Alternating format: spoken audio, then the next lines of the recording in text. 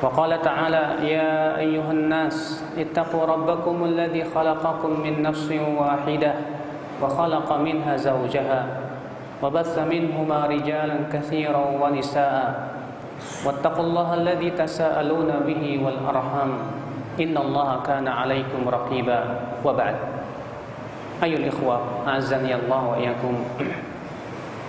Kita hidup di dunia diciptakan oleh Allah, tiada lain adalah untuk merealisasikan tujuan yang agung, yaitu beribadah kepada Allah. Sesungguhnya menggapai cinta Allah adalah merupakan cita-cita yang sangat mulia sekali. Karena cinta Allah adalah segala-galanya. Apabila Allah mencintai seorang hamba, maka Allah akan berikan kepada si hamba tersebut berbagai macam rahmat dan karunia-Nya. Namun ketika Allah benci kepada seorang hamba, terkadang Allah memberikan kepadanya nikmat kepada si hamba tersebut, namun sebagai istidraj minallah, diulur oleh Allah Subhanahu wa taala agar tambah ia semakin sesat dan jauh dari jalan Allah. Akhul Islam azani Allah wa iyyakum. Dicintai oleh Allah adalah kebahagiaan hati kita. Dicintai oleh Allah Subhanahu wa taala adalah merupakan sumber kekuatan yang dahsyat di dalam hati kita di dalam menjalani kehidupan menuju kehidupan akhirat. Makanya ya akhul Islam azani Allah wa iyyakum, kita ingin dicintai oleh Allah dan kita pun ingin mencintai Allah. Karena mencintai Allah adalah merupakan kebahagiaan yang tertinggi. Ketika seorang hamba mencintai Allah, ia merasa indah ketika berdua-duaan dengan Allah. Ketika seorang hamba mencintai Allah, ia merasa indah ketika mempelajari syariat Allah. Ketika seorang hamba mencintai Allah, ia ingin sekali untuk membaca kitab Allah, firman-firman-Nya. Senantiasa ia ingin berzikir kepadanya, mengingatnya, sehingga pada waktu itu ya akhul Islam, ia berusaha untuk bagaimana mengenal Allah Subhanahu wa taala. Maka ya akhul Islam, di sana ada beberapa sebab datangnya cinta Allah kepada kita. Al-Imam Ibnu Qayyim rahimahullah menyebutkan ada 10 atau 9 sebab datangnya cinta Allah kepada kita. Apa hal-hal yang bisa menyebabkan kita dicintai oleh Allah? Beliau berkata, ahaduha qiraatul Quran bitadabburi wat tafahumi lima'ani wa ma urida minhu. Agar kita dicintai oleh Allah, maka kita berusaha untuk membaca Al-Quran sambil mentadabburinya, memahaminya, dan memahami apa yang diinginkan daripada ayat-ayat Al-Quran tersebut. Akhul Islam, Allah menurunkan kepada kita Al-Quran, tiada lain adalah untuk kita tadabburi. Allah Ta'ala berfirman, afala yatadabbaruna Al-Quran am ala qulubin, tersebut dengan penuh hikmat. Saya yakin Bapak akan sangat gembira sekali ketika membaca surat yang berasal dari Pak Presiden kita. Kita akan merasa senang. Kita akan baca, bahkan mungkin kita baca berulang-ulang. Kalau itu adalah Presiden, seharusnya kepada Rabbul Alamin, pencipta alam semesta, lebih dari itu. Karena Allah pencipta Presiden, Allah pencipta alam semesta. Firman-firmannya penuh dengan petuah-petuah. Firman-firmannya penuh dengan pelajaran-pelajaran yang sangat berharga untuk kehidupan seorang hamba. Jangan sampai ya akhul Islam, kita seperti orang-orang Yahudi dan Nasrani yang diberikan kepada mereka Taurat, tapi ternyata mereka tidak mau mentadaburinya, mereka tidak mau mempelajarinya, mereka tidak pula mau untuk mengamalkannya. Allah berfirman, "Matsalul ladzina hummilut Taurah thumma lam yahmiluha kamatsalil himari yahmilu asfara." Perumpamaan orang yang diberikan kepada mereka Taurat kemudian mereka tidak membawanya dengan semestinya, artinya tidak mempelajarinya, tidak mentadaburinya, tidak mengamalkannya. Seperti apa? Kamatsalil himar, seperti keledai, yahmilu asfara, yang membawa kitab-kitab besar. Tahukah ya akhwat Islam, mengapa Allah mengumpamakan mereka seperti keledai yang membawa kitab-kitab besar? Keledai tidak tahu apa buku yang berada di atasnya. Bagi keledai, buku yang ada di atasnya adalah beban buat dia. Maka orang yang menganggap bahwa Al-Quran itu beban untuk hidupnya, orang yang menganggap bahwa syariat Allah itu beban buat dirinya, maka berarti dia diperumpamakan oleh Allah seperti keledai. Na'udzubillah, nasallallahu assalamata wal afiyah. Seorang mukmin ya akhul Islam ketika membaca Al-Qur'anul Karim, dia merasakan ketenangan dalam jiwanya. Karena Allah berfirman, ala bi dzikrillahi tatma'innul qulub. Ketahuilah, dengan berzikir kepada Allah hati menjadi tenang. Subhanallah, akhul Islam azani Allah wa iyyakum. Maka dari itu, ini sebab yang pertama, datangnya cinta Allah kepada kita. Apa itu? Yaitu senantiasa kita mentadaburi Al-Quran, membaca Al-Quran Karim. Bacalah ya akhi Al-Quran itu setiap hari. Hiasi hari-hari kita dengan membaca Al-Quran ya akhi.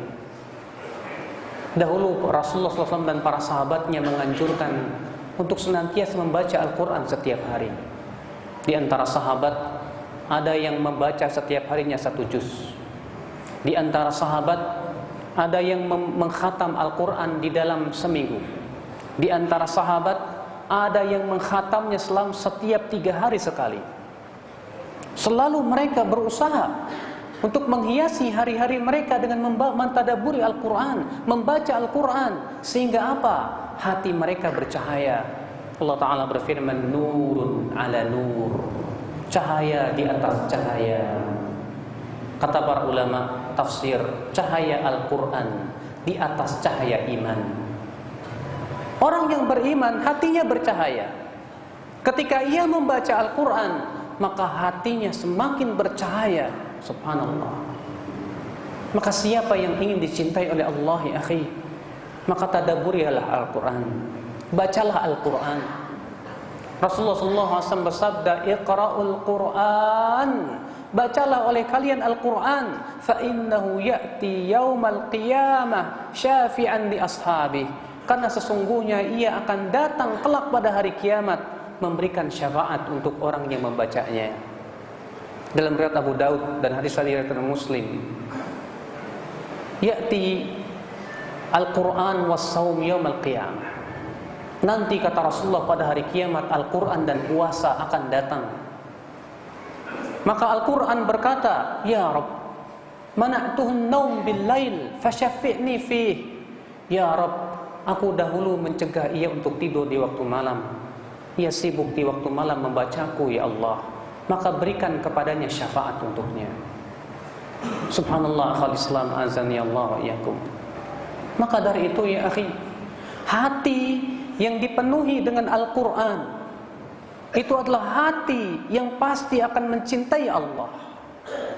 Sebutkan dalam hadis yang diriwayatkan Tabrani dan yang lainnya, ketika seseorang di alam kuburnya didatangi oleh malaikat, ketika ia didatangi dari arah kakinya, si mayat berkata, engkau tidak akan bisa mendatangiku dari arah situ, karena aku telah membaca surat Tabarak. Lalu ia datang dari arah kepalanya, si mayat berkata, engkau tidak bisa mendatangiku dari arah itu, karena aku sudah membacakannya surat Tabarak. Lalu ia mendatanginya dari arah dadanya, ia berkata, engkau tidak akan bisa mendatanginya, karena di dadaku ada surat Tabarak.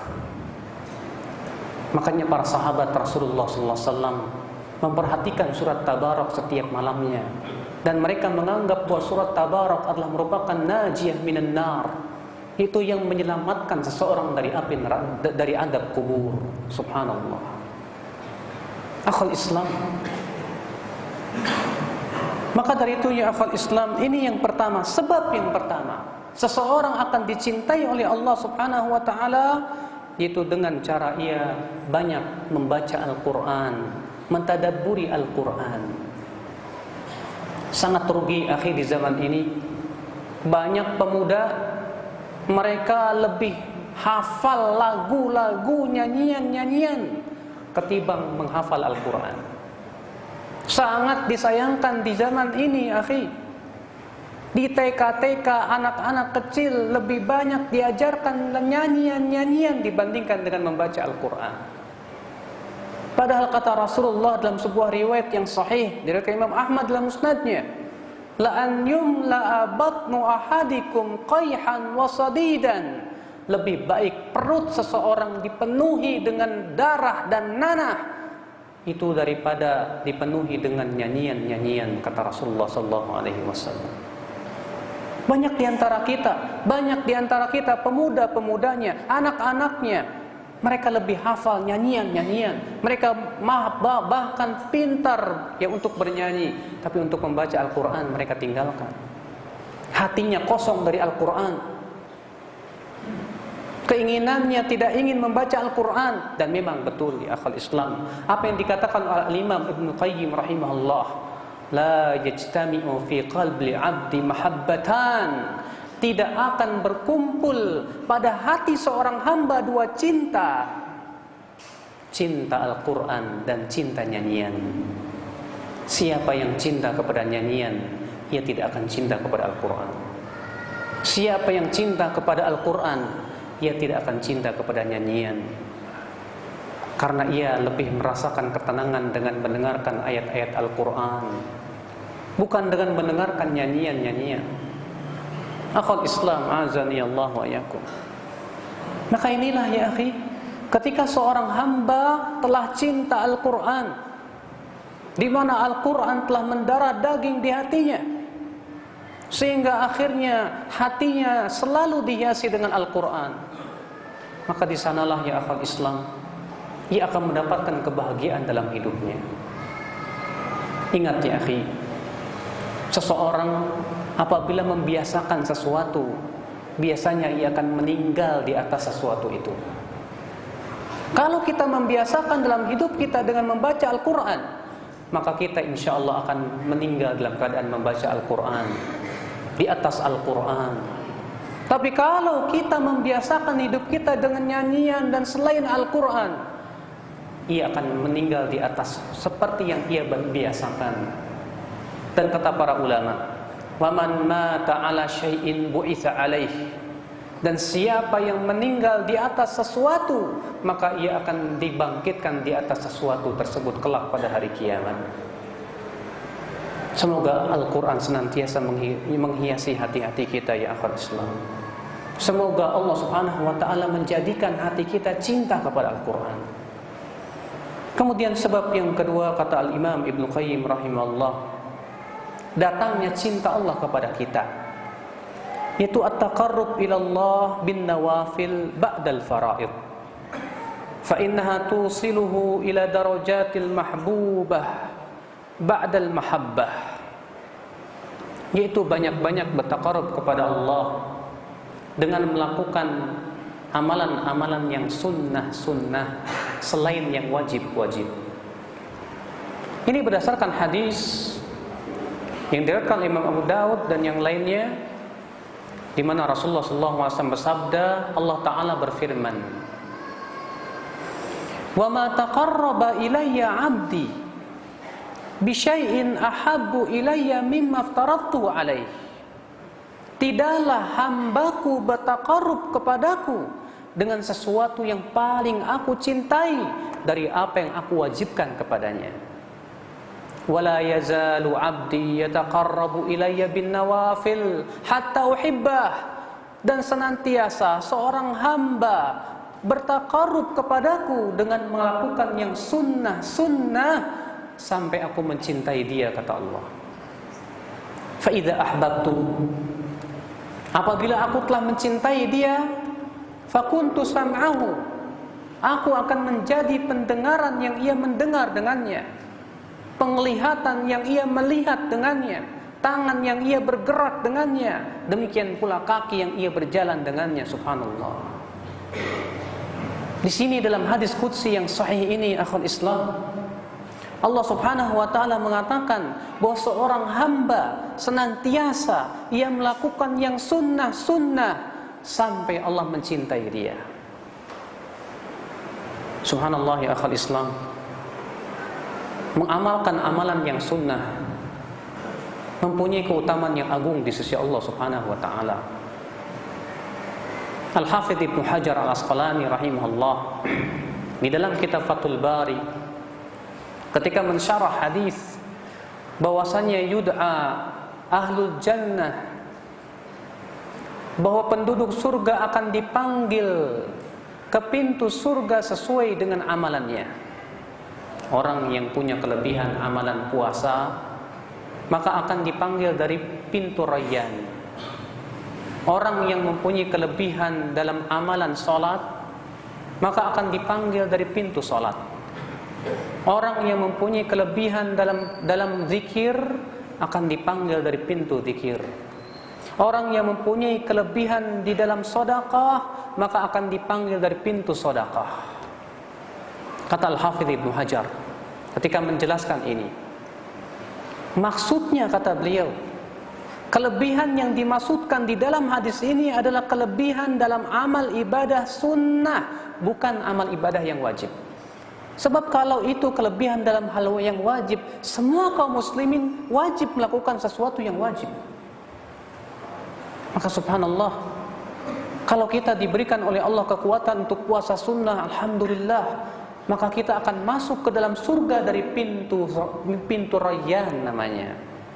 Kalau kita diberikan oleh Allah kekuatan untuk melaksanakan salat sunnah, maka kita akan masuk ke dalam surga dari pintu salat. Subhanallah. Nah, sekarang kita yang menjadi pertanyaan buat kita Bapak sekalian, apa kelebihan kita di dalam amalan-amalan sunnah kita? Apa kelebihan kita di dalam amalan-amalan sunnah kita? Puasa, terkadang kita kurang memperhatikan tentang puasa sunnah. Salat sunnah kurang juga. Zikir banyak kita lupa. Sedekah sedikit kita sedekah. Lalu dari pintu apa kita akan dipanggil oleh Allah Subhanahu wa taala? Maka ya akhul Islam azani Allah wa iyyakum, mengamalkan amalan yang sunnah mendatangkan cinta Allah kepada kita. Dengan amalan yang sunnah, seseorang diberikan oleh Allah banyak keutamaan-keutamaan. Tahukah Bapak sekalian, Rasulullah SAW bersabda dalam hadis yang dikeluarkan oleh Tirmidzi, "Man hafadha ala thintai asyrata raq'ah," siapa yang menjaga 12 rakaat sehari semalam, "Bunya lahu qasrun fil jannah," maka akan dibangunkan untuknya sebuah istana di dalam surga. Subhanallah. Apa itu 12 rakaat itu, Pak? Qabliyah subuh 2 rakaat, qabliyah zuhur 4 rakaat, ba'diyah zuhur 2 rakaat, ba'diyah maghrib 2 rakaat, dan ba'diyah isya 2 rakaat. Maka siapa yang menjaga ini, kata Rasulullah, maka akan dibangunkan sebuah istana di dalam surga. Luar biasa. Ternyata istana itu kita dapatkan dengan cara mengamalkan amalan yang sunnah tersebut. Luar biasa ya akhul Islam azani Allah. Seseorang mengamalkan yang sunnah, barangkali dengan amalan yang sunnah tersebut dia diampuni dosanya oleh Allah Subhanahu wa taala, diangkat derajatnya oleh Allah Subhanahu wa taala, diberikan pahala yang besar. Dalam hadis yang diriwayatkan oleh Imam Abu Daud dan yang lainnya, bahwa Rasulullah sallallahu alaihi wasallam bersabda, "Man tasaddaqa bi'adli tamratin min kasbin tayyibin," siapa yang bersedekah dengan sebutir kurma dari usaha yang halal, taqabbalallahu biyaminihi, Allah akan terima dengan tangan kanannya, fayurabbiha kama yurabbi ahadukum faluwah hatta takuna mithlal jabal, kata Rasulullah. lalu Allah akan kembang biakan terus sedekahnya tersebut sehingga menjadi sebesar gunung Uhud. Bayangkan ketika kita bersedekah dengan sebutir kurma. Siapa di antara kita yang pernah bersedekah dengan sebutir kurma? Mungkin di antara kita akan menganggap sedikit sekali. Sebutir kurma tak berharga di mata kita, Pak.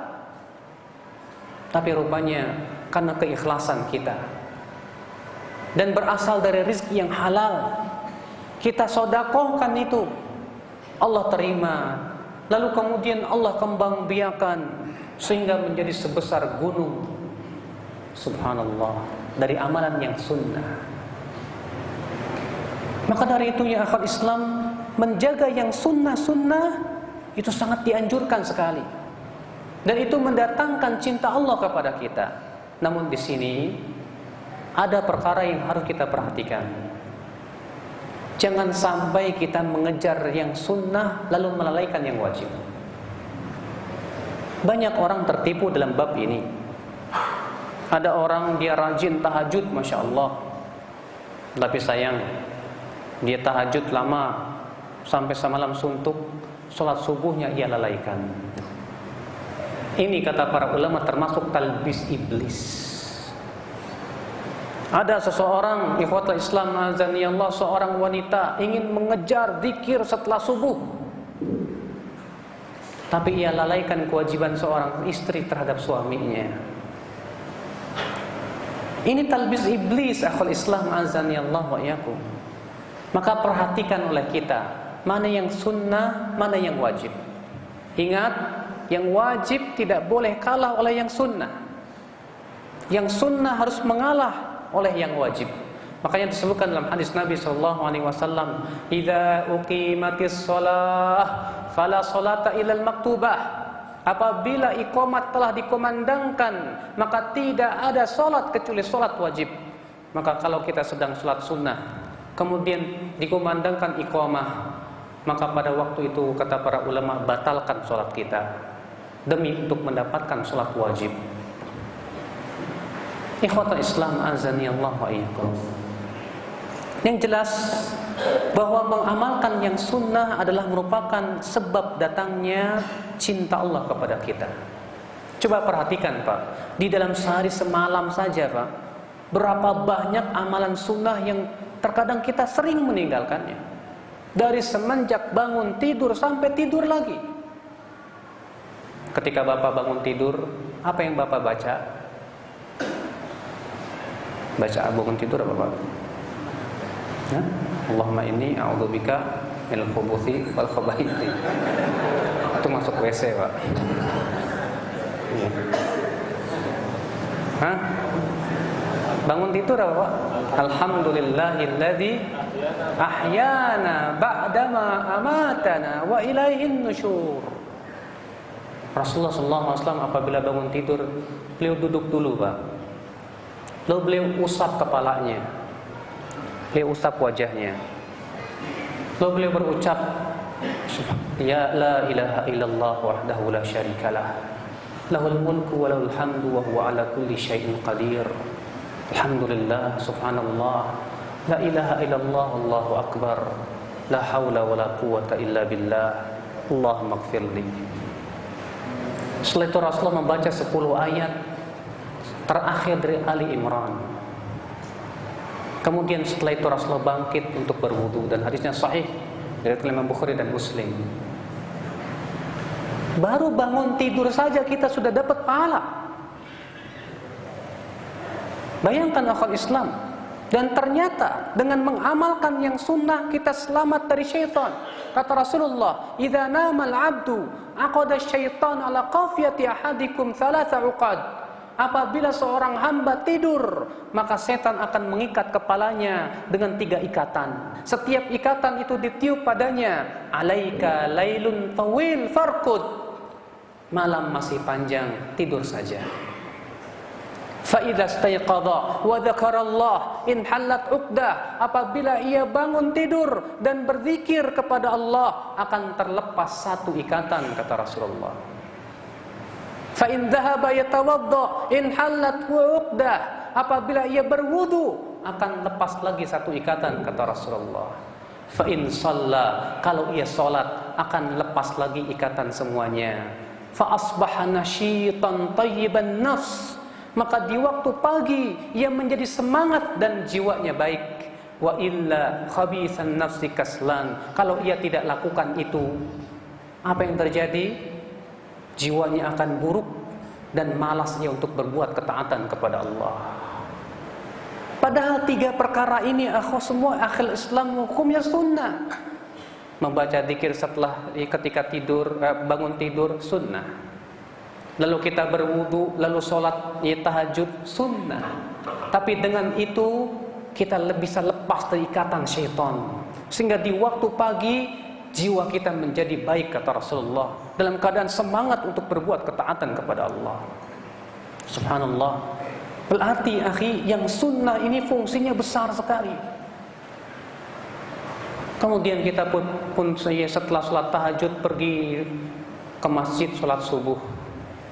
Lalu kita duduk setelah sholat subuh sampai matahari terbit. Sementara disebutkan dalam riwayat Tirmidzi dalam sunannya, dan hadis ini hasan sahih kata Imam Tirmidzi, dan hadis ini sahih. Apa kata Rasulullah?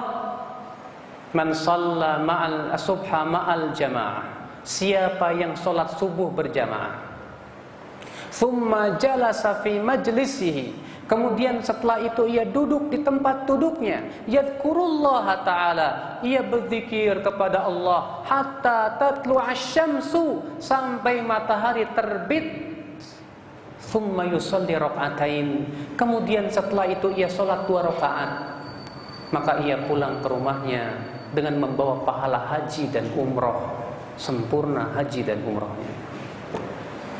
Subhanallah.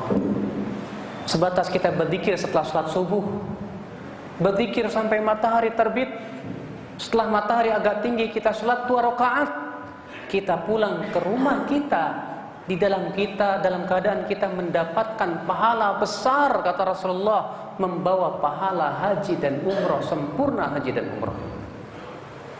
Luar biasa Bapak sekalian. Di waktu duha ada yang namanya sholat apa?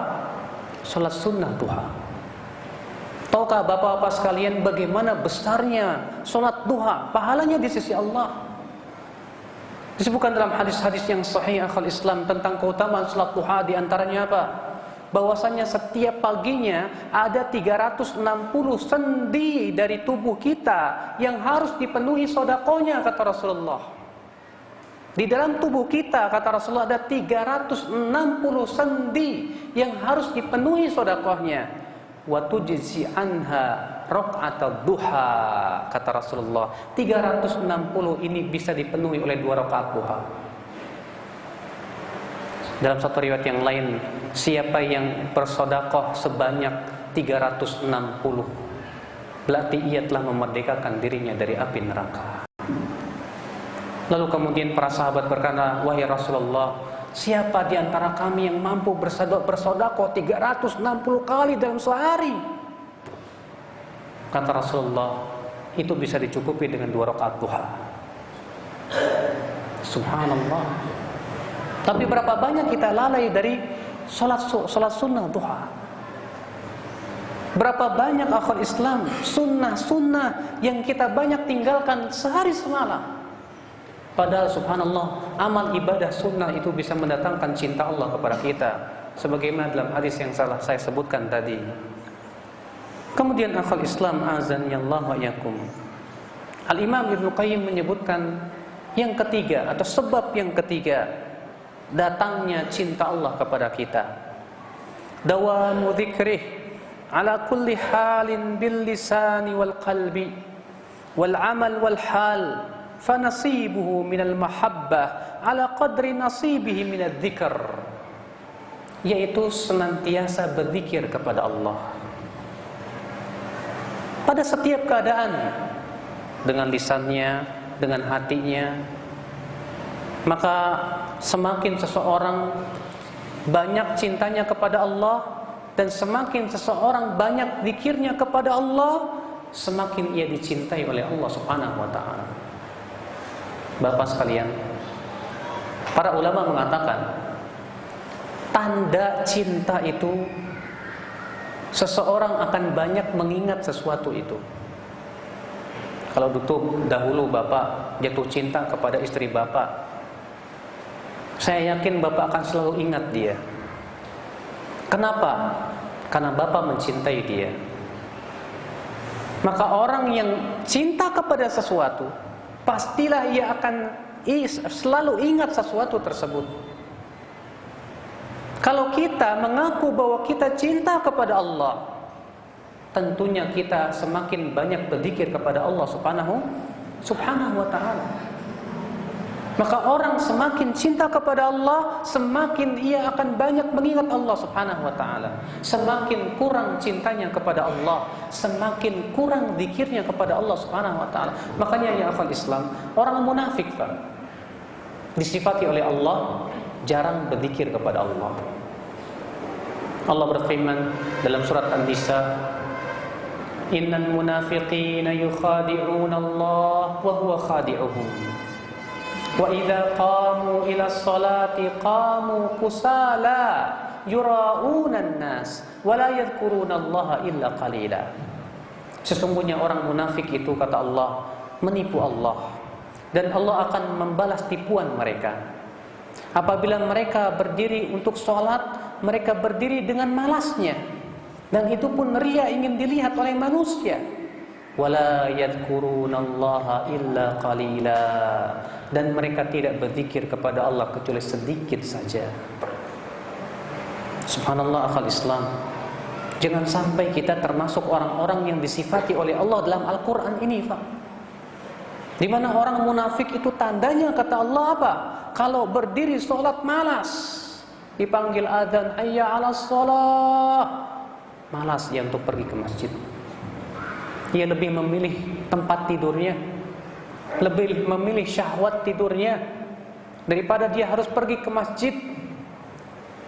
Kalau mau sholat dia malas sekali. Kalaupun dia sholat, dia ingin secepatnya selesai dari sholat.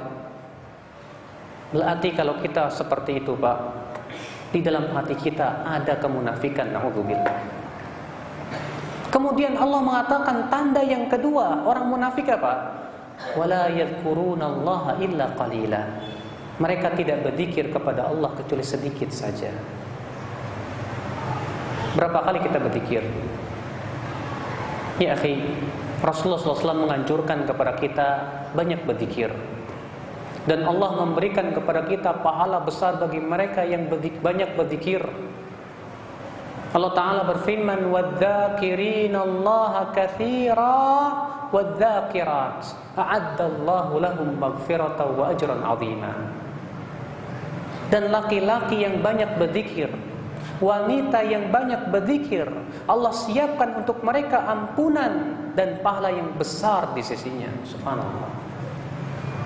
Berapa banyak Bapak sekalian kita berzikir kepada Allah? Ketahuilah Pak, zikir yang Rasulullah SAW anjurkan kepada kita, kalau bisa paling sedikit itu 360. Sudah saya sebutkan tadi hadisnya Pak, bahwa manusia itu di dalam tubuhnya ada 360 sendi. Dan 360 sendi ini, kata Rasulullah, harus dipenuhi sedekahnya.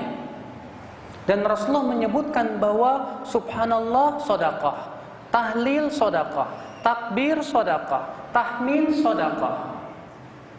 Kalau kita berzikir sejumlah 360, berarti kita sudah memerdekakan diri kita dari api neraka.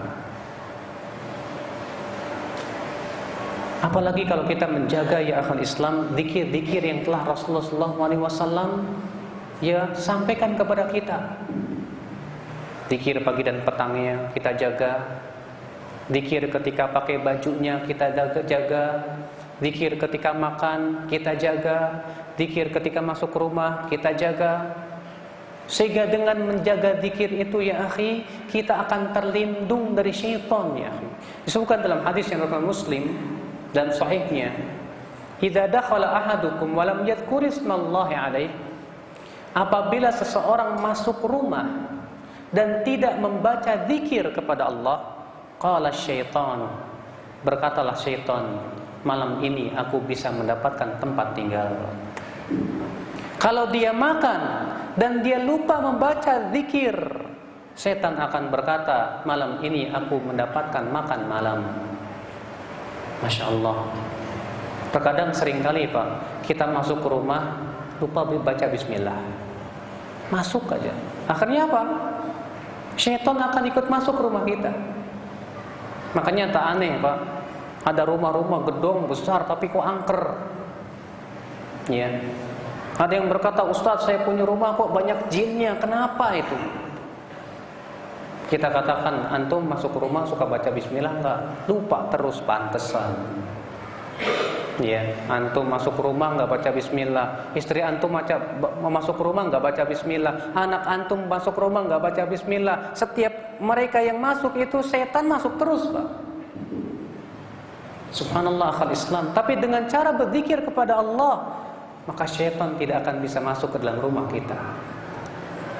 Ketika kita makan, kita baca bismillah, setan tidak akan ikut makan bersama kita. Ketika kita bersetubuh dengan istri kita, lalu kita berzikir kepada Allah, setan tidak akan ikut campur urusan kita. Ketika kita pergi dari rumah dan keluar dan mengucapkan Bismillahi tawakkaltu 'ala Allah, la haula wala quwwata illa billah, maka syaitan akan berkata, ya aku tidak akan bisa mengganggumu. Subhanallah akhal Islam, azani Allah wa iyyakum.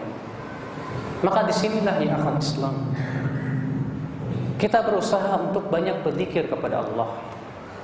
Dan tahukah ya akhi, zikir itu adalah amalan yang ringan di lisan, tapi pahalanya sangat besar. Rasulullah SAW bersabda, kalimatan khafifatani fil lisan, thaqilatani fil mizan, habibatani indar rahman. Ada dua kalimat yang dicintai oleh Allah, ringan di lisan dan berat dalam timbangan. Apa itu? Subhanallahi wa bihamdih, subhanallahil azim. Hadis ini sahih dari Imam Bukhari dalam sahihnya. Rasulullah SAW mengatakan ya dalam hadis ini, dua kalimat ini ringan di lisan, tapi dicintai oleh Allah dan berat dalam timbangan. Siapa di antara antum yang tidak bisa mengucapkannya? Hanya mengucapkan subhanallahi wa bihamdih, subhanallahil azim. Ikhwatul Islam, azani Allah wa iyyakum. Disebutkan dalam hadis yang diriwayatkan Imam Al-Hakim dalam Mustadraknya, bahwa ada seorang sahabiat, kalau tidak salah ingat namanya Asma bintu Umais. Ia berkata kepada Rasulullah, wahai Rasulullah, qad kabura sinni, aku sudah tua renta wahai Rasulullah, dan aku tidak mampu untuk berdiri lagi. Tolong ajarkan kepadaku wahai Rasulullah amalan yang bisa aku amalkan dalam keadaan aku duduk wahai Rasulullah. Maka Rasulullah SAW bersabda, ucapkan subhanallah 100 kali. Ucapkan subhanallah 100 kali. Karena pahalanya, kata Rasulullah SAW, sama engkau dengan berkorban dengan 100 ekor unta. Ucapkan alhamdulillah 100 kali. Karena pahalanya, kata Rasulullah, sama dengan engkau mempersiapkan kuda perang 100 ekor. Bayangkan Pak, besar sekali pahalanya. Ketika kita menyetir, mungkin kalau di Jakarta apalagi sedang macet Pak, yang namanya Jakarta kemacetan luar biasa. Tapi kalau di saat-saat seperti itu kita banyak berzikir kepada Allah, berucap subhanallah, subhanallah, alhamdulillah, la ilaha illallah, wallahu akbar, berapa banyak pahala yang kita bisa dapatkan. Maka dari itu ya akhul Islam, azani Allah wa iyyakum. Di sini yang ketiga, yaitu sebab datangnya cinta kepada Allah Subhanahu wa taala yaitu dawamu dzikrihi ala kulli hal, itu banyak berzikir pada setiap keadaan. Yang keempat, sebab datangnya cinta Allah kepada kita, yaitu isaru mahabbihi ala mahabbika inda ghalabatil hawa. Nah, ini berat, Pak.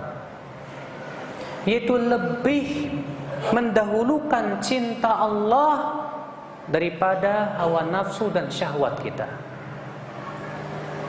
Dan ini berat. Kenapa demikian? Karena apa? Pertama, hawa nafsu kita selalu mendorong kepada keburukan. Manusia punya syahwat tidak? Punya. Syahwat itu terkadang seringkali, Pak, mendorong kita kepada kemaksiatan. Tahukah akhwat Islam azani Allah wa iyyakum? Maksiat-maksiat itu ternyata disukai oleh syahwat, Pak. Zina disukai oleh syahwat. Demikian pula cinta dunia, manusia punya cinta dunia. Orang berlomba kepada kedudukan.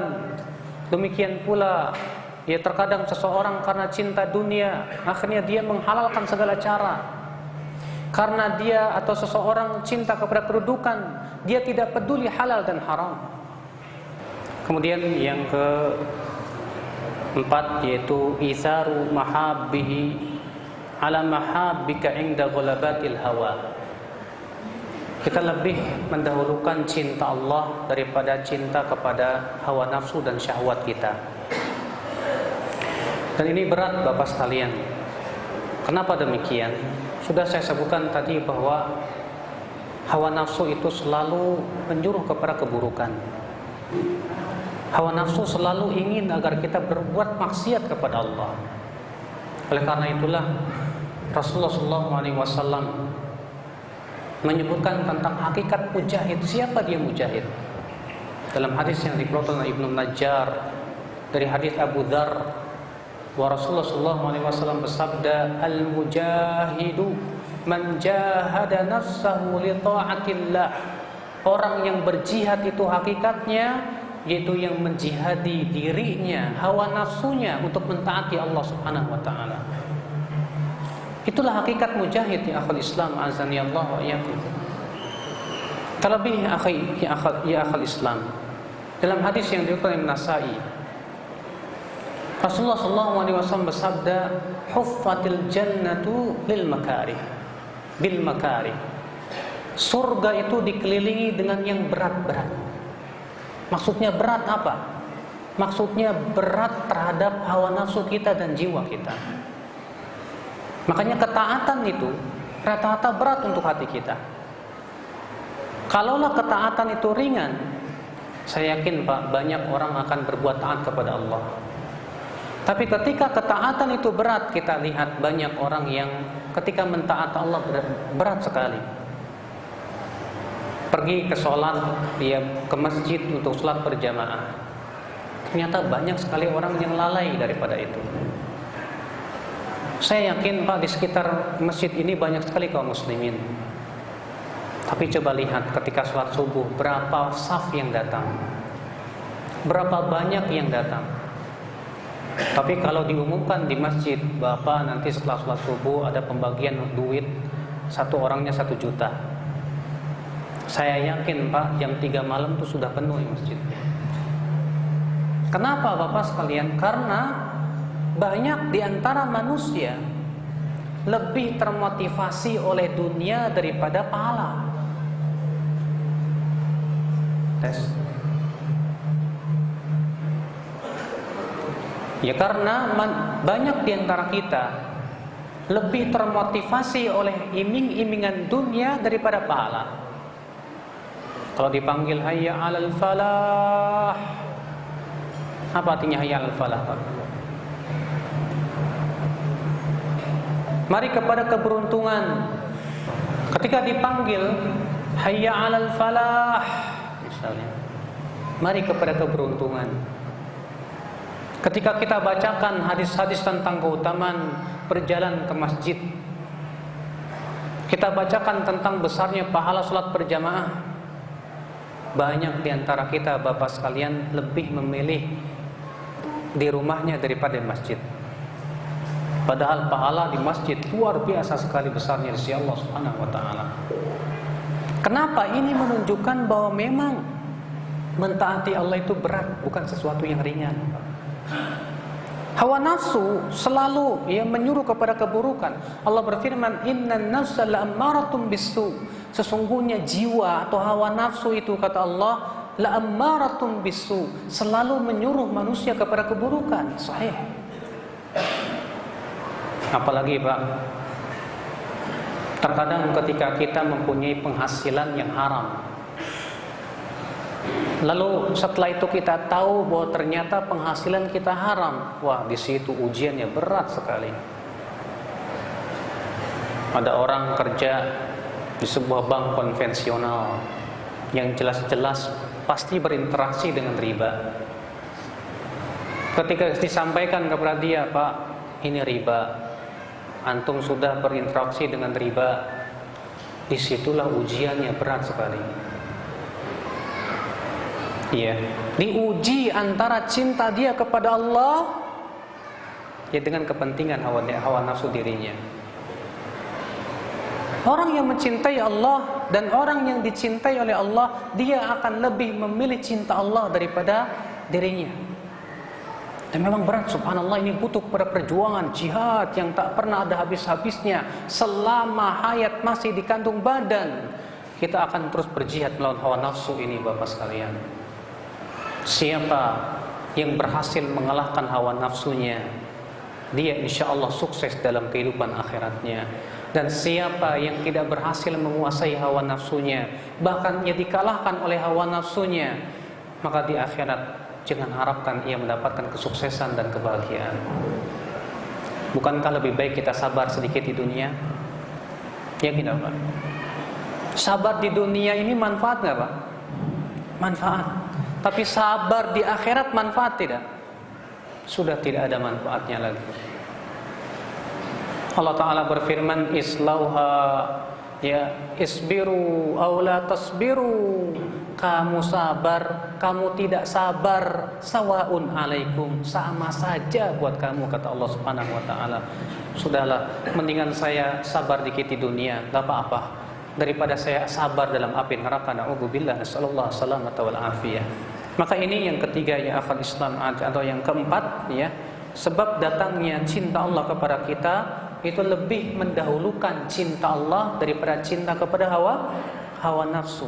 Dan ini ditunjukkan oleh sebuah hadis yang diriwayatkan oleh Bukhari dan Muslim, wa Rasulullah SAW sabda, "Thalathun man kunna fihi wajada bihinna halawatal iman." Ada 3 perkara, siapa yang 3 perkara ini ada pada diri seseorang, maka ia akan mendapatkan manisnya iman. Apa itu? Yang pertama, ayyakunallah wa rasuluhu ahabba ilaihi mimma siwahuma. Allah dan Rasulnya lebih ia cintai daripada selain keduanya. Yang kedua apa? Wa an yuhibbal mar'a la yuhibbuhu illa lillah. Dia mencintai seseorang, cintanya karena Allah, bukan karena dunia, bukan karena ya sama-sama satu organisasi ataupun yang lain, tidak, tapi ia cinta karena Allah. Yang ketiga kata Rasulullah, wa an yakraha an ya'uda fil kufr. Dia tidak suka untuk kembali kepada kekafiran, sebagaimana ia tidak suka untuk dilemparkan ke dalam api neraka. Maka siapa 3 perkara ini ada pada diri seseorang, dia akan merasakan manisnya iman. Kemudian yang kelima, mutala'atul qalbi li asma'ihi wa sifatihi wa musyahadatiha wa ma'rifatiha. Agar mendapatkan cinta Allah, kita berusaha untuk mengenal Allah melalui nama dan sifatnya. Ketahuilah Pak, kalau orang Indonesia bilang tak kenal maka tak sayang. Bagaimana kita akan cinta kepada Allah sementara kita tidak mengenal Allah? Kita hanya sebatas mengenal Allah pencipta kita, pemberi rezeki kepada kita, selesai. Tapi kita tidak pernah berusaha untuk mengenal secara mendalam siapa Allah, bagaimana namanya, bagaimana sifatnya. Subhanallah Bapak sekalian. Padahal kalau kita perhatikan makhluk-makhluk Allah, itu akan terlihat bagaimana sifat Allah yang sangat sempurna sekali. Sekarang musim hujan, Pak. Coba lihat Bapak bagaimana hujan turun, itu menunjukkan sifat Allah. Allah turunkan hujan tidak seperti kita menuangkan air dari ember. Bayangkan kalau air hujan itu turunnya seperti air yang kita tuangkan dari ember. Saya yakin kehidupan manusia hancur, Pak. Tapi subhanallah, karena kasih sayang Allah, Allah turunkan hujan itu setetes demi setetes. Untuk apa? Untuk memelihara kehidupan manusia. Ini saja menunjukkan sifat Allah dua sifat Allah, ya, maksudnya. Yang pertama, sifat kasih sayang Allah kepada hambanya. Yang kedua, sifat lembutnya Allah kepada hambanya. Allah lembut sekali. Sampai-sampai Allah turunkan terus air hujan itu setetes demi setetes, Masya Allah, Alhamdulillah. Yang kedua, menunjukkan akan kekuasaan Allah. Siapa di antara manusia yang bisa membuat hujan? Tidak ada. Kan ada hujan buatan. Hujan buatan itu apa, Pak? Hujan buatan itu cuma menabur saja di udara. Yang membentuk awan siapa? Allah. Berapa banyak seringkali ditaburkan sesuatu di udara katanya sebagai hujan buatan, selalu gagal dan selalu gagal. Karena hujan itu milik Allah. Manusia sehebat apapun tidak bisa menciptakan hujan. Dan itu menunjukkan akan kekuasaan Allah yang Maha Kuasa, keilmuan Allah. Cobalah perhatikan. Pernah lihat pemandangan yang indah? Pemandangan yang indah menunjukkan kepada pencipta yang maha indah. Pernah lihat bunga-bunga yang warna-warni? Bunga tidak pernah kuliah kesenian. Tapi subhanallah, bunga mengeluarkan warna-warni yang sangat serasi sekali. Enak dipandang oleh mata kita. Siapa yang mengajarkan bunga itu untuk membuat warna-warni yang sangat serasi kalau bukan Allah? Makanya Pak, ya, kalau kita perhatikan makhluk-makhluk Allah ini, akan kita dapati bagaimana sifat Allah yang sangat sempurna sekali. Karena Allah Maha Indah, berarti konsekuensinya apa, Pak? Syariat Allah pun indah. Pasti. Islam agama yang indah.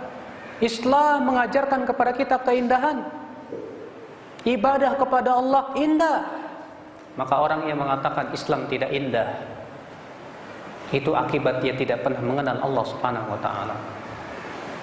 Orang yang mengatakan dan tidak pernah merasakan ibadah dan keindahan ibadah kepada Allah, itu akibat dia belum mengenal Allah Subhanahu wa ta'ala.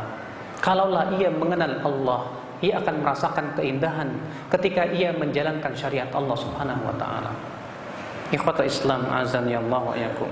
Makanya kalau kita jalan-jalan, Pak, melihat pemandangan yang indah, jangan cuma sebatas mengagumi, indah ya. Tapi kita selalu lupa bagaimana pencipta keindahan itu pasti maha indah sekali. Syariatnya pasti indah sekali. Nama dan sifatnya pasti indah sekali. Bahkan surganya pasti sangat indah, lebih indah daripada yang kita lihat. Ikhwatul Islam, azani Allah wa iyyakum. Kemudian yang keenam, kata beliau, musyahadatu birrihi wa ihsani wa ala'i wa ni'amil batina wa dhahira. Saksikanlah dan rasakan bagaimana nikmat-nikmat Allah yang Allah berikan kepada kita. Coba kita hitung nikmat Allah kepada kita, Pak. Siapa di antara bapak-bapak yang bisa menghitung nikmat Allah kepada kita dalam 1 jam? Nggak usah dalam sehari, dalam 1 jam. Siapa di antara bapak-bapak yang bisa menghitung nikmat Allah dalam 1 menit? Bisa? 1 menit. 1 menit berapa detik, Pak? 60 detik. Bapak bisa tidak merasakan dan menghitung nikmat Allah dalam 1 menit? Tidak bisa. Rambut kita nikmat, mata kita nikmat, gigi kita, hidung kita, kulit kita, tangan kita, kaki kita, denyut jantung kita, dancung yang berdenyut terus memompa darah tanpa ada hentinya, nikmat. Hati kita, demikian pula organ tubuh kita, nikmat. Belum lagi oksigen yang kita hirup, nikmat. Belum lagi matahari yang Allah ciptakan untuk memberikan pemanasan di bumi, nikmat. Belum lagi tanaman-tanaman, hewan-hewan, nikmat. 1 menit saja kita tidak bisa menghitung nikmat Allah Subhanahu wa taala. Taib, 1 menit mungkin kebanyakan. Siapa yang bisa menghitung nikmat Allah dalam 1 detik? Dalam 1 detik saja kita tidak bisa menghitung nikmat Allah Subhanahu wa taala. Saksikan nikmat Allah itu, Pak. Ketika kita mengenal ini, nikmat Allah sangat banyak sekali, maka itu akan menimbulkan rasa syukur kepada Allah. Akhal Islam azani Allah wa iyyakum. Makanya ketika kita melihat nikmat-nikmat Allah yang sangat banyak kepada kita, itu akan menyebabkan kita selalu bersyukur, alhamdulillah. Itu akan menyebabkan kita berusaha untuk mendekatkan diri kepada Allah, sehingga kita pun merasakan kasih sayang Allah kepada kita. Tapi Pak, ya itulah Pak ya, yang namanya setan menjadikan kita itu selalu lupa kepada nikmat Allah, dan selalu yang kita ingat itu musibah yang Allah berikan kepada kita terus. Yang kita ingat, aduh kok Allah kasih saya sakit ya, lupa kalau nikmatnya banyak sekali. Yang kita ingat, kok Allah berikan kepada saya rezeki yang seret ya, lupa akan nikmatnya yang banyak sekali. Yang kita ingat, kok Allah berikan kepada saya kekurangan, sementara teman saya kok diberikan kelebihannya, lupa kepada nikmat Allah yang sangat banyak sekali. Makanya Al-Hasan Al-Basri ketika menafsirkan firman Allah, innal insana li rabbih lakanud, dalam surat apa itu? Siapa yang tahu? Al-Adiyat, betul. Ya. Wal adiyati dhabha. Ya. Sampai Allah mengatakan innal insana li rabbih lakanud. Siapa itu kanud? Al-Hasan Al-Basri berkata, al-kanud alladhi ya'uddu masaib wa yansa ni'amallahi alaih. Yaitu orang yang selalu menghitung-hitung dan mengingat-ingat musibah yang menimpa dia dan lupa kepada nikmat yang Allah berikan kepada dia. Akibatnya apa? Kalau seseorang selalu mengingat musibah terus, cobaan terus yang menimpa dia, lupa kepada nikmat, akhirnya dia suudzon kepada Allah. Allah sudah tidak sayang lagi kepada saya. Betul Bapak. Terkadang Allah cabut kepada kita sedikit nikmat, kita protes sama Allah. Ya Allah, kenapa engkau kurangi nikmat saya? Padahal kalau kita ingat dan ingat akan nikmat Allah Subhanahu wa taala, banyak sekali Bapak sekalian. Pernah ada seseorang datang kepada saya dan berkata, Ustaz, saya dulu hidup kecukupan alhamdulillah, tapi qadar Allah usaha saya mengalami berbagai macam kegagalan sekarang nih. Sampai akhirnya saya harus memulai dari nol lagi. Saya sudah berdoa kepada Allah, ya Allah perbaiki keadaan saya ya Allah. Tapi sudah setahun saya berdoa kok nggak dikabul-kabulin ya. Akhirnya saya marah sama Allah. Saya berkata, ya Allah kalau 3 hari ini engkau tidak kabulkan doaku, saya nggak mau sholat. Masya Allah. Ini Pak akibat daripada kita selalu mengingat musibah tapi selalu lupa kepada nikmat. Baru diambil sedikit kenikmatan, kita sudah marah dan protes kepada Allah. Itulah makna innal insana li rabbih lakanud. Itulah kanud yang dimaksud kata Imam Al-Hasan Al-Basri rahimahullah. Maka ya akhal Islam azan ya Allah wa iyyakum. Maka Ibnu Qayyim di sini berkata, musyahadatu birrihi wa ihsanihi. Selalulah rasakan dan saksikan bagaimana nikmat yang Allah berikan kepada kita, supaya kita selalu bersyukur kepada Allah. Di saat itu Allah akan cinta kepada kita. Yang ketujuh kata beliau, yang mendatangkan cinta Allah kepada kita, inkisarul qalbi bikulliyatihi baina yadayillah. Tundukkan hatimu di hadapan Allah. Tundukkan hati kita di hadapan Allah. Ingat, kita ini hamba, kita ini manusia, Pak. Tapi terkadang banyak manusia yang sombong untuk tunduk kepada Allah. Banyak manusia yang sombong untuk sujud di hadapan Allah. bahkan untuk meletakkan jidatnya di tanah kepada Allah, dia tidak mau.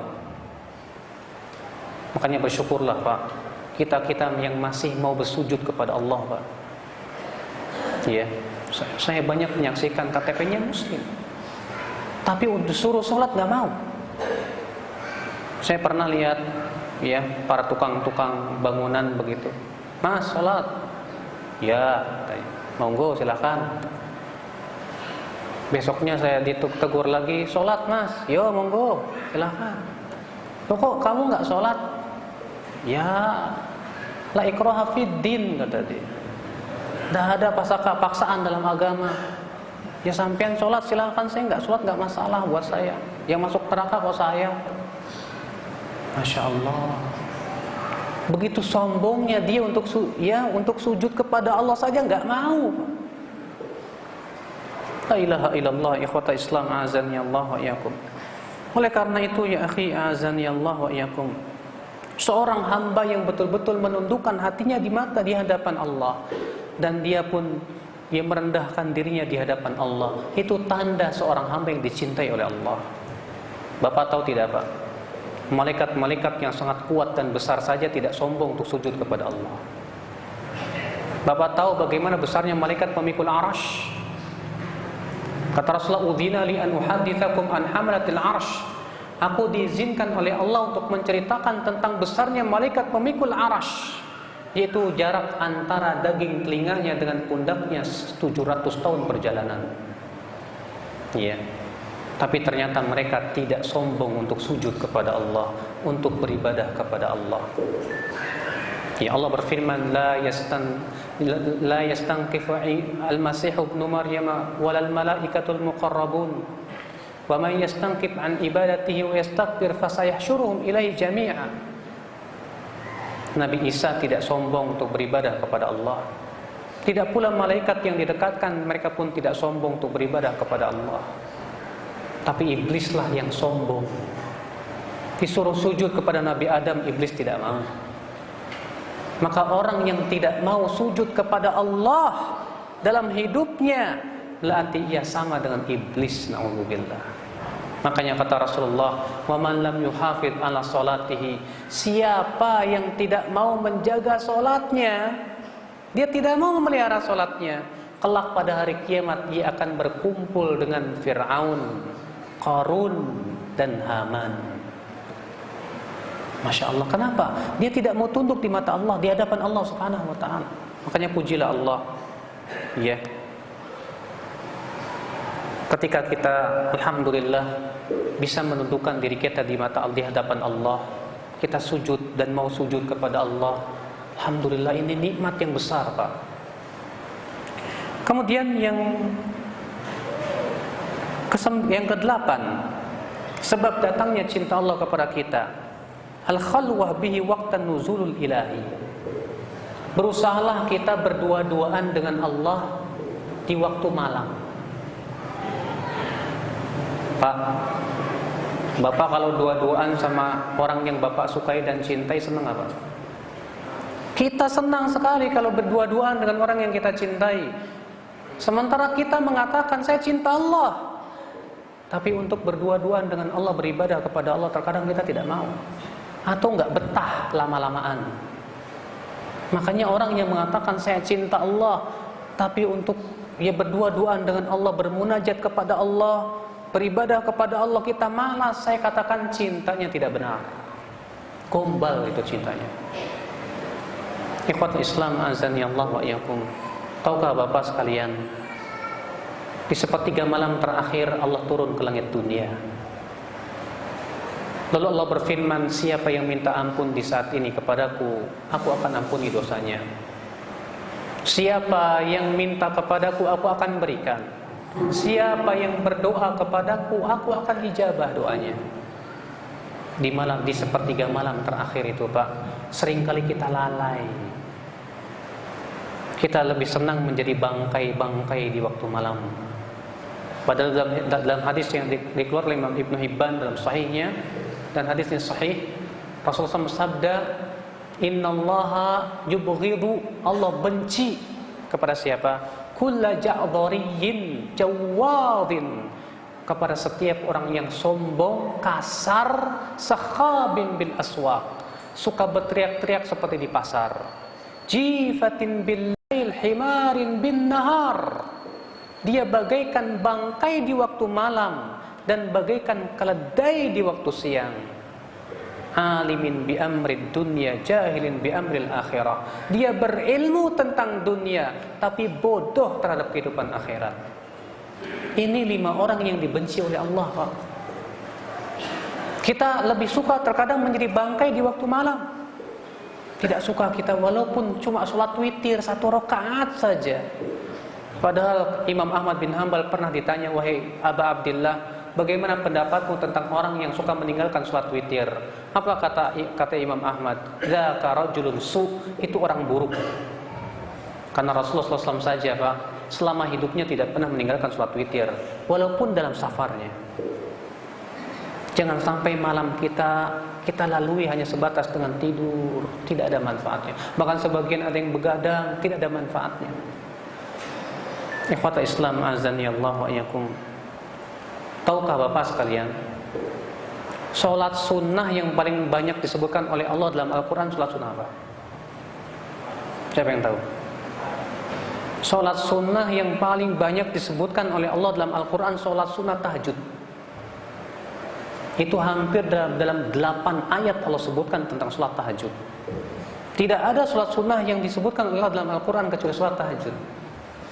Allah berfirman di dalam surat Al-Muzammil, ya ayyuhal muzammil qumil laila illa qalila nisfahu aw inqus minhu qalila aw zid alaihi warattilil qur'ana tartila inna sanulqi alaika qawlan thaqila inna nasyi'atal laili hiya ashaddu wata'a wa aqwamu qila. Di saat Rasulullah berdakwah di Mekah menghadapi rintangan yang sangat berat, ternyata Allah perintahkan Rasulullah untuk sholat tahajud. Lalu Allah menyebutkan dalam ayat itu apa? Inna nasyi'atal lail, sesungguhnya solat malam itu hiya asyaddu wat'a, itu lebih mengokohkan hati, lebih mengesankan hati. Wa aqwamu qila, dan ibadah yang paling baik. Ketika Allah menyebutkan tentang orang-orang yang dicintai oleh Allah, apa namanya sifat mereka? Walladzina yabituna li rabbihim sujjadan wa qiyama, dan orang-orang yang melewati malam mereka dengan sujud dan berdiri. Ketika Allah menyebutkan akhal Islam azani Allah wa iyyakum, tentang orang-orang yang senantiasa mencintai Allah dalam surat As-Sajdah, Allah berfirman apa? Tatajafa junubuhum 'anil madaji'i yad'una rabbahum khaufan wa tama'a. Lambung mereka jauh dari tempat tidur di waktu malam. Ketika Allah mensifati tentang orang-orang yang bertakwa yang masuk ke dalam surga, apa sifatnya? Allah berfirman di dalam surat surat Adz-Dzariyat, akhidina ma atahum rabbuhum innahum kanu qabla dzalika muhsinin kanu qalilan minal laili ma yahja'un wa bil ashari hum yastaghfirun. Sesungguhnya orang yang bertakwa itu berada di dalam surga, kebun-kebun dan mata air yang mengalir. Sesungguhnya dahulu mereka waktu di dunia suka berbuat ihsan. Dahulu mereka sedikit tidur di waktu malam, dan di waktu sahur mereka pun beristighfar kepada Allah. Subhanallah. Rupanya solat sunnah yang Allah seringkali sebutkan adalah solat tahajud. Maka orang yang selalu solat tahajud, ia dicintai oleh Allah. Orang yang selalu solat tahajud, tampak di wajahnya di waktu siang dia bercahaya. Dia semangat untuk berbuat ketaatan, ya akhul Islam azani Allah wa iyyakum. Kemudian ya akhul Islam azani Allah wa iyyakum, yang terakhir yang bisa mendatangkan cinta Allah kepada kita, mujalasatul muhibbin as-sadiqin, selalu berteman dengan orang-orang yang saleh. Akhi, jangan kita dengarkan orang yang berkata bergaul dengan semua orang gak masalah. Tidak.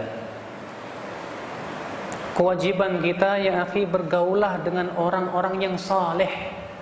Itu yang diperintahkan oleh Rasulullah SAW dalam hadis yang diriwayatkan Abu Daud dalam sunannya, dan hadisnya hasan. Kata Rasulullah apa? Al-mar'u ala dini khalilih falyanzur ahadukum ila man yukhalil. Seseorang itu di atas agama temannya, maka hendaklah ia melihat dengan siapa ia berteman. Dan Rasulullah juga dalam riwayat Muslim, Rasulullah sabda, al-jalisus salih kahamili miskin. Ya, kata Rasulullah, teman yang soleh itu seperti penjual minyak wangi. Kalau engkau tidak beli darinya, engkau akan mendapatkan wanginya dia. Dan teman yang buruk itu seperti nafikhil qir, peniup ubupan pandai besi. Kalau engkau tidak mendapatkan panasnya, engkau akan dapatkan asapnya. Makanya bahkan teman yang soleh itu manfaatnya dua. Apa itu? Di dunia dan akhirat. Di dunia kita bisa mendapatkan kebaikan, nasihat-nasihatnya. Kita bisa mendapatkan berbagai macam kebaikan dari dia, faidah-faidah ilmunya. Kita diluruskan ketika salah, diingatkan ketika kita lalai, ketika kita benar, dia dukung kita. Itu teman yang soleh. Di akhirat, teman soleh itu ketika kita qadarullah misalnya masuk neraka, teman soleh lah yang akan membela kita di hadapan Allah Subhanahu wa taala. Hadisnya sahih dari Bukhari dan Muslim. Rasulullah SAW sabda, ketika kaum mukminin telah melewati jembatan Sirat, falaisa ahadun asyaddu mujadalatan ila Allah minal mu'minin, kata Rasulullah. Tidak ada seorang pun yang paling keras jidalnya dengan Allah kecuali kaum mukminin. Mereka berkata, ya Rabb, ikhwanuna alladzina kanu yusalluna ma'ana wa yasumuna ma'ana. Ya Rabb, teman-teman kami, saudara-saudara kami yang dahulu di dunia sholat bersama kami, berpuasa bersama kami, hum finnar, sekarang mereka dalam api neraka. Kenapa engkau masukkan? Terus mereka berjidal dengan Allah. Akhirnya Allah berfirman, pergilah kalian ke neraka, keluarkan teman-teman kalian yang kalian kenal dan mengucapkan la ilaha illallah, keluarkan ia dari api neraka. Lalu kaum mukminin pun segera pergi ke api neraka, diambilnya teman-teman mereka itu yang mengucapkan la ilaha illallah. Alhamdulillah. Makanya kata Imam Hasan Al-Basri perbanyaklah teman-teman yang saleh.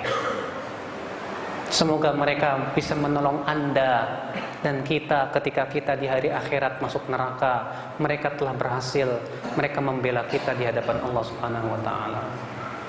Tapi ingat Pak, berteman dengan orang soleh itu Pak, terkadang butuh kesabaran. Karena teman yang soleh bukan malaikat, bukan nabi yang maksum. Teman soleh itu terkadang ada berbagai macam kekurangan dia sebagai manusia. Maka kewajiban kita sabar ketika berteman dengan orang-orang saleh. Allah berfirman, wasbir nafsaka ma'al ladzina yad'una rabbahum bil ghadati wal 'ashyi yuriduna wajha.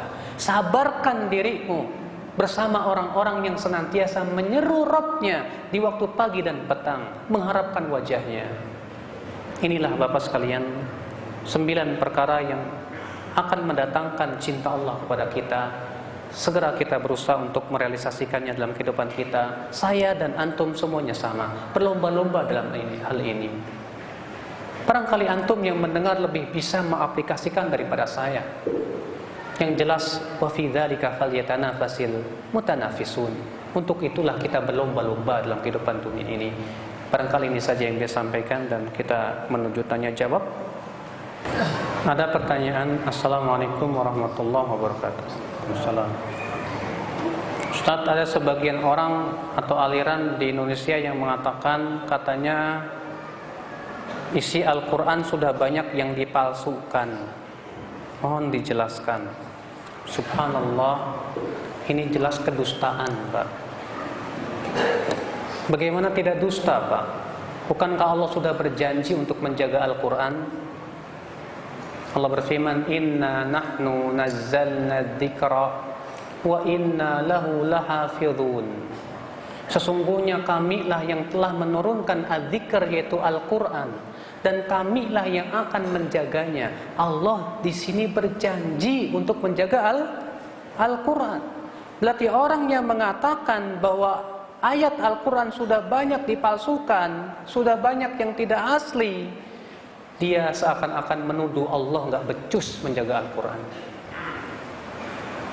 Adakah ya akhi penghinaan yang sangat berat daripada orang yang seperti ini? Baik.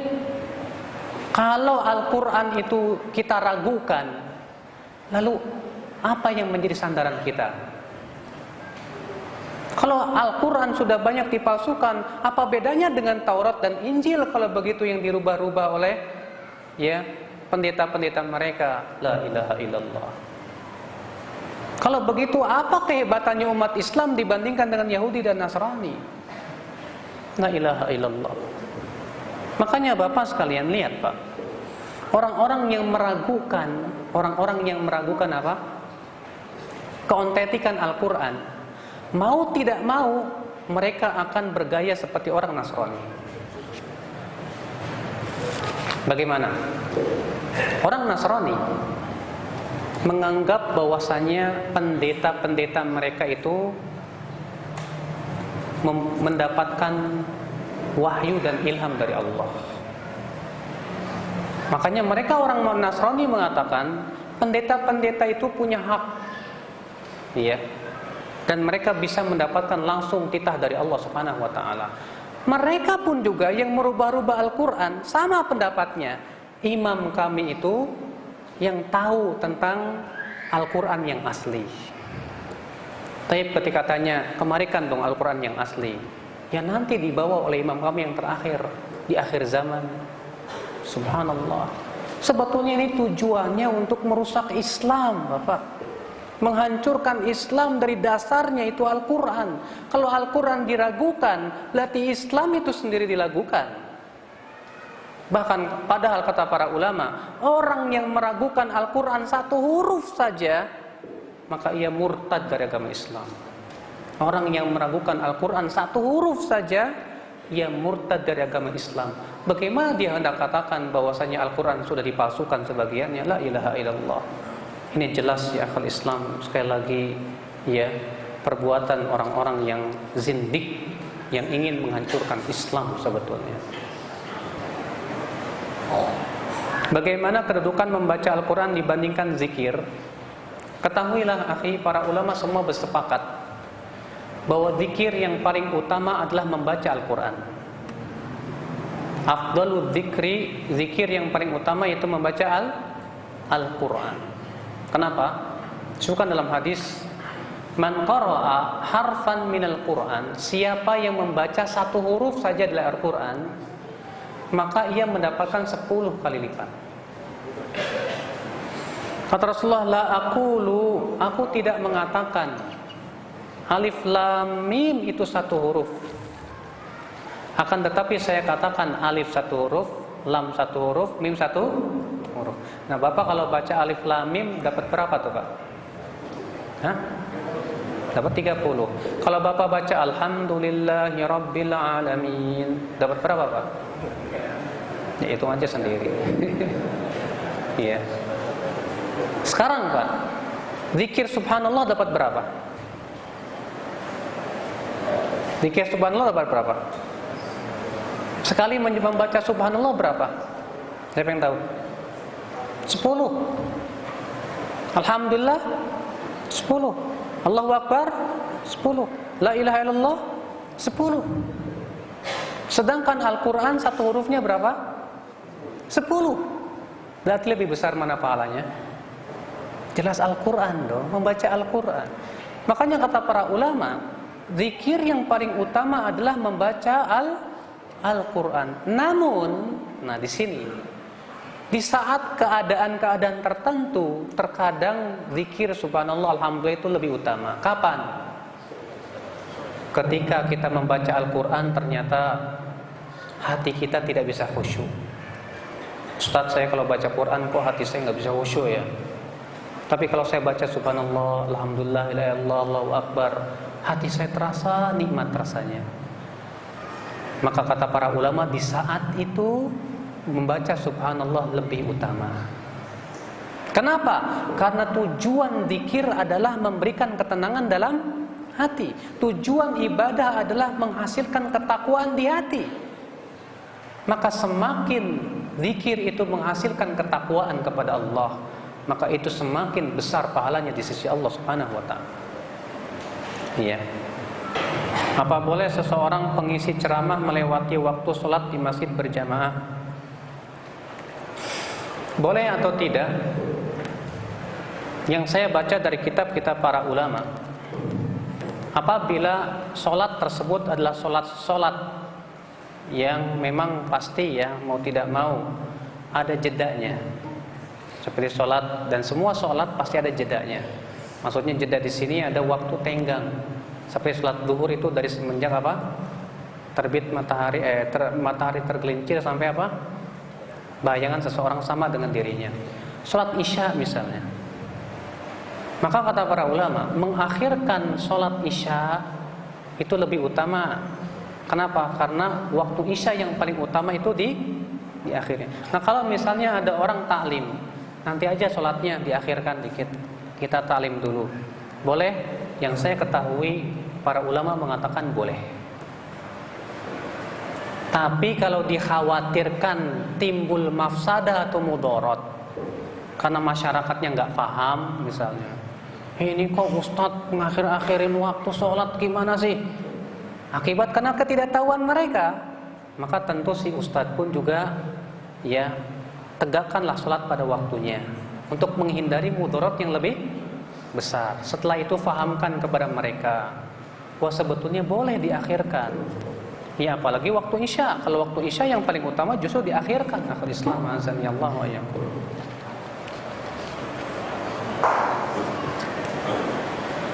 Bolehkah kita sholat tahajud tidak hanya mengharapkan wajah Allah, tapi mengharapkan rezeki yang banyak di dunia?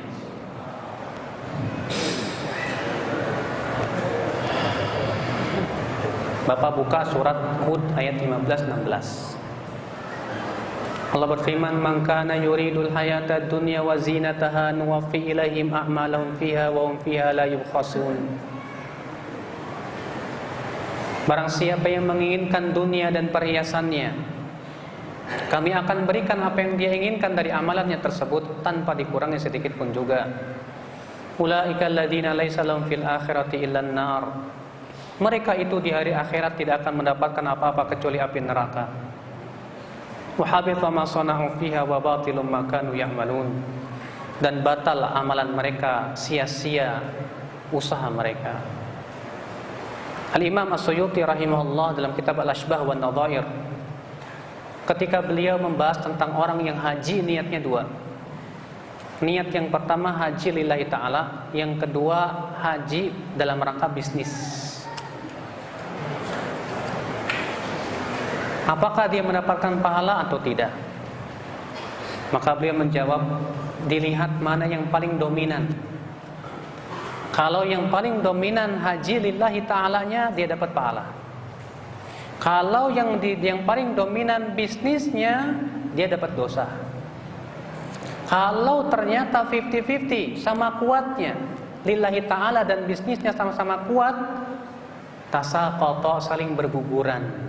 Tidak dapat pahala, tidak dapat dosa. Rugi, Pak. Ustadz, emang kita nggak boleh minta dunia, Pak? Minta itu namanya doa. Dan doa itu beda dengan niat. Kalau kita mau sholat tahajud, niat kita mengharapkan dunia, ini tidak boleh. Tapi kalau kita sholat tahajud, niatnya lillahi ta'ala, lalu ketika sholat kita berdoa, ya Allah berikan saya dunia, silakan. Bedakan, Pak, antara niat dan doa. Kita terkadang seringkali beribadah itu banyaknya motivasi kita dunia. Mau sholat tahajud, mudah-mudahan rezekinya. Rupanya motivasinya pengen dapat rezeki. Bagaimana Allah akan terima? Coba dengarkan sebuah hadis yang diriwayatkan Tabrani dalam Mu'jamnya. Bahwasanya Rasulullah SAW datang kepadanya seorang Arab dan berkata, ya Rasulullah, ara'aita rajulan goza yaltamisul ajr wa yaltamisul dzikr. Bagaimana pendapatmu ya Rasulullah? Ada orang yang berperang di jalan Allah, niatnya dua. Yang pertama yaltamisul ajr, pengen dapat pahala. Yang kedua yaltamisul dzikr, pengen disebut manusia. Niatnya dua. Pengen dapat pahala dari Allah, pengen dapat sebutan dari manusia. Malahu, apa yang dia dapatkan ya Rasulullah? Dapat pahala apa gimana? Kata Rasulullah, laisa lahu syai'. Dia tidak mendapatkan apa-apa. Artinya dia nggak dapat dosa, dia nggak dapat pahala. Kenapa? Karena niat karena Allah dan karena selain Allahnya seimbang di sini. Innallaha la yaqbalu minal amal illa ma kana khalisan liwajhih. Allah tidak menerima suatu amal kecuali yang betul-betul ikhlas. Tapi kan Ustaz, ada kok hadis-hadis yang memberikan iming-imingan dunia. Seperti hadis siapa yang ingin dipanjangkan umurnya dan diluaskan rezekinya, hendaklah menyambung silaturahim. Itu kan iming-imingan dunia. Saya jawab, Pak, itu namanya janji. Janji dari siapa? Dari Allah. Allah berjanji bahwa orang yang bersilaturahim diberikan 2. Apa itu? Diluaskan rezekinya, dipanjangkan umurnya. Nah sekarang kalau Bapak silaturahim niatnya 100% minta karena Allah saja sudah. Saya tidak mengharapkan rezeki yang banyak, saya pun tidak mengharapkan panjang umur. Saya silaturahimnya 100% karena Allah. Kira-kira dikasih nggak 2 itu, Pak? Hah? Dikasih, tetap. Kenapa? Karena janji itu tidak perlu diniat pun tetap akan dapat. Iya. Iya, Bapak sekalian. Maka dari itulah Bapak sekalian, sebuah kesalahan besar, Pak. Kalau ibadah itu niatnya pengen dapat dunia, Pak. Saya mau tanya sama Bapak. Dunia di mata Allah itu seperti apa, Pak? Bapak tahu nggak, Pak? Rasulullah SAW mempermisalkan dunia itu dengan 3 permisalan. Dalam satu hadis yang sahih, Rasulullah mengatakan dunia itu lebih hina di mata Allah daripada bangkai anak kambing. Itu hadis yang sahih dari Muslim. Rasulullah SAW sedang berjalan bersama sahabatnya, didapati bangkai anak kambing yang kupingnya putus. Kemudian Rasulullah mengambil bangkai itu lalu berkata, siapa yang mau beli bangkai ini 1 dirham saja? Kata para sahabat apa? Ya Rasulullah, kalaupun dia hidup kami tidak mau beli, karena telinganya putus. Bagaimana jadi bangkai? Siapa yang mau beli? Kata Rasulullah, sesungguhnya dunia lebih hina di mata Allah dari bangkai ini. Ini permisalan yang pertama. Permisalan yang kedua, Rasulullah mempermisalkan dunia itu seperti tinja yang keluar dari perut kita. Kata Rasulullah, inna ma kharaja min batni ahadikum qad daraba lid-dunya mathala. Sesungguhnya yang keluar dari perut kamu itu telah memberikan perumpamaan tentang dunia kepada kita. Berarti dunia itu sama dengan tinja. Sekarang saya mau tanya, Pak, amalan soleh di mata Allah mulia tidak? Mulia. Lalu kenapa kita mengamalkan yang mulia mengharapkan yang seperti tinja? Allah tidak ridha. Makanya Allah tidak ridha kalau amalan soleh kita motivasinya karena pengen dapat dunia. Karena amalan soleh itu balasannya surga. Sedangkan dunia itu seperti tinja, kata Rasulullah, bahkan lebih hina daripada bangkai. Bagaimana kita mengharapkan yang hina dari yang mulia, Pak? Itu sama saja kita mau nuker emas dengan tinja, itu namanya. La ilaha illallah. Ada pertanyaan tentang masalah kunut subuh. Saya ingin menjelaskan, Pak, bahwa kunut subuh ini pertama masih perselisihan para ulama. Maka kita tidak boleh saling menyesatkan satu sama lainnya hanya gara-gara kunut subuh. Imam Syafi'i mengatakan kunut subuh itu sunnah, sementara imam yang lain mengatakan kunut subuh itu tidak sunnah. Permasalahannya gara-gara hadis. Rasulullah bersabda, lam yazal, dalam hadis disebutkan lam yazal Rasulullah SAW yaqnut hatta faraqad dunya. Rasulullah SAW senantiasa kunut subuh sampai meninggal dunia. Ini hadis diperselisihkan oleh para ulama, ini sahih apa enggak? Gara-garanya di dalam sanadnya ada Abu Ja'far Ar-Razi, Isa bin Mahan. Para ulama pun berselisih, Isa bin Mahan ini istiqo apa enggak? Imam Yahya bin Ma'in, Imam Abu Hatim, Imam Ibnu Yunus, Imam Ali bin Madini, gurunya Imam Bukhari, menganggap dia seorang yang thiqah. Sementara Abu Zur'ah, kemudian Al-Imam Ahmad bin Hanbal, kemudian Al-Imam Ibnu Hibban mengatakan dia seorang yang buruk hafalannya. Makanya Imam Syafi'i tampaknya lebih condong untuk mensahihkan hadis ini. Sementara imam yang lain lebih condong untuk menganggap hadis ini lemah. Karena ada perselisihan tentang Isa bin Mahan ini. Makanya apa? Saya pribadi menganggap bahwa masalah kunut subuh nggak perlu kita besar-besarkan. Yang kunut silahkan kalau dia memang melihat hujannya lebih kuat. Anda yang menganggap bahwa kunut subuh itu tidak sunnah dan hadisnya lemah, kita tidak bisa mengaibkan. Kenapa? Karena ini ikhtilaf para ulama. Kita hanya memilih yang rajih saja, tanpa kita menyesatkan yang lainnya. Karena ini masih dalam kisaran perselisihan para ulama. Memang betul ada sebagian ulama yang menganggapnya bid'ah seperti Abu Hanifah. Karena berdasarkan hujah hadis Abu Malik Al-Ashja'i rahimahullah. Bahwa beliau ditanya, bahwa beliau bertanya kepada ayahnya, ayahku, engkau sholat di belakang Rasulullah SAW, ya Abu Bakar, Umar, Utsman dan Ali. Mereka kunut subuh enggak? Kata ayahnya, hai anakku, itu semua diada-adakan. Akan tetapi madhab Syafi'i mengatakan itu kan sepengetahuan Abu Malik. Sementara ada hadis yang menunjukkan adanya ya kunut, sedangkan mutsbit muqaddam ala nafi. Demikian akhul Islam, ini sekali lagi masalah ijtihad. Saya kira perkara ini tidak perlulah kita besar-besarkan karena ini masalah ikhtilaf para ulama. Kita hanya diwajibkan untuk memilih mana yang paling kuat secara dalil-dalilnya. Setelah itu kita amalkan yang kita lihat itu kuat, selesai. Ya. Beda kalau ternyata para ulama semua sepakat bahwa itu tidak boleh dan itu bid'ah atau bahwa itu perkara yang ya tidak sunnah. Kalau sudah sepakat ulama, na'am. Atau terjadi perselisihan tapi dalil yang membolehkan lemah sekali.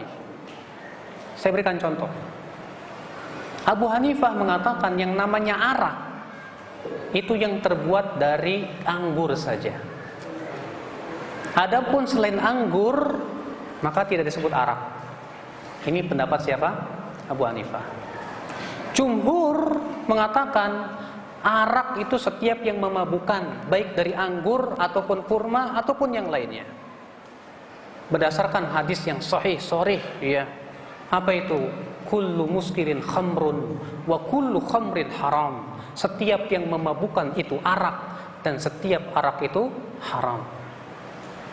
Nah, kalau ternyata ada pemuda minum arak yang terbuat dari rambutan, kemudian kita ingkari, lalu si pemuda berkata, hormati pendapat ulama, Abu Hanifah membolehkan kok. Ini bukan anggur, ini rambutan. Saya katakan tidak bisa. Ulama itu tidak maksum. Ulama boleh kita pegang pendapatnya kalau tidak bertabrakan dengan dalil. Dan dalam hal ini Abu Hanifah telah bertabrakan dengan dalil yang sahih, jelas lagi. Bahwa setiap yang memabukkan itu arak. Makanya Pak, tidak setiap perselisihan ulama bisa kita hormati. Kita harus lihat nilai keabsahan hadisnya. Kalau ternyata hadisnya sangat lemah atau hujahnya sangat lemah bahkan bertabrakan, maaf, kita tidak bisa menerimanya. Hadis inilah kita harus bisa membedakan. Tapi kalau memang ternyata dalilnya sama-sama kuat, contoh misalnya Imam Syafi'i mengatakan bahwa membaca Al-Fatihah di belakang imam itu hukumnya apa? Wajib. Dalilnya hadis umum dan sahih. La sholata liman lam yaqra bi Fatihatil kitab. Tidak sah salat bagi mereka yang baca Al-Fatihah. Kata Imam Syafi'i apa? Man di sini nakirah ya fi siyakin nafi fatufidul umum. Ini umum, mencakup imam maupun makmum. Tidak ada bedanya. Imam Abu Hanifah mengatakan apa? Makmum gak boleh baca sama sekali. Berdasarkan hadis apa? Hadis yang mengatakan bahwa bacaan makmum sudah ditanggung bacaan oleh imam. Berarti makmum gak boleh baca, baik ketika keras maupun tidak keras. Imam Ahmad tengah-tengah, beliau mengatakan, kalau bacaannya keras, diam. Kalau tidak dikeraskan, baca. Dalilnya mana? Ayat wa idza quri'al qur'anu fastami'u lahu wa ansitu la'allakum turhamun. Masing-masing punya hujah. Maka pada waktu itu kita tidak boleh saling menyalahkan, maksudnya saling menyesatkan, tidak boleh. Ya. Kewajiban kita adalah melihat saja mana yang paling kuat, lalu amalkan yang kita yakini itu kuat, selesai.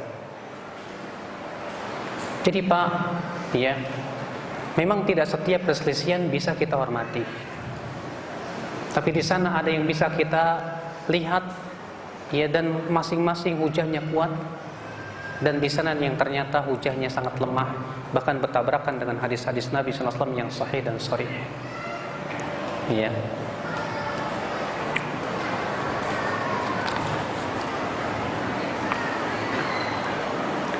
Di manakah roh ditempatkan Ustaz setelah terpisah dengan jasad? Dalam hadis yang sahih dalam Bukhari dalam sahihnya, Rasulullah SAW bermimpi. Waktu itu Rasulullah SAW di waktu setelah sholat subuh, Rasulullah bersabda kepada para sahabat, siapa di antara kalian yang tadi malam bermimpi? Para sahabat pun diam. Kata Rasulullah, adapun aku tadi malam bermimpi. Ada 2 orang malaikat datang kepadaku. Lalu ia membawaku. Lalu aku melihat ada orang yang ditelungkupkan, dan satu lagi membawa batu besar. Lalu batu itu diayunkan dan dihancurkan kepala orang yang ditelungkupkan itu. Lalu batu itu menggelinding. Diambilnya batu itu. Ketika kembali kepalanya sudah menjadi bagus lagi, dihancurkan lagi, terus sampai hari kiamat. Aku berkata, siapa itu? Subhanallah. Kata 2 malaikat ini, intolik, pergi. Lalu aku melihat ada orang yang mulutnya disobek, digunting sampai ke tengkuknya. Kemudian sebelah kirinya disobek lagi. Ternyata yang kanannya sudah bagus lagi, disobek lagi, terus. Aku berkata, subhanallah, siapa itu? Kata malaikat itu, pergi. Lalu aku melihat laki-laki dan wanita yang telanjang dalam tungku api. Setiap kali api itu menyembah dari bawah, mereka berusaha naik dan mereka kesakitan menjerit. Lalu aku berkata, siapa itu? Subhanallah. Kata 2 malaikat itu, pergi. Lalu aku melihat wanita yang payudaranya dipatuk ular, kata Rasulullah. Ini dalam riwayat Abu Daud, ya, ada tambahan ini. Tidak ada dalam riwayat Bukhari. Lalu aku berkata, siapa itu? Kata Rasulullah, kata 2 malaikat itu, pergi.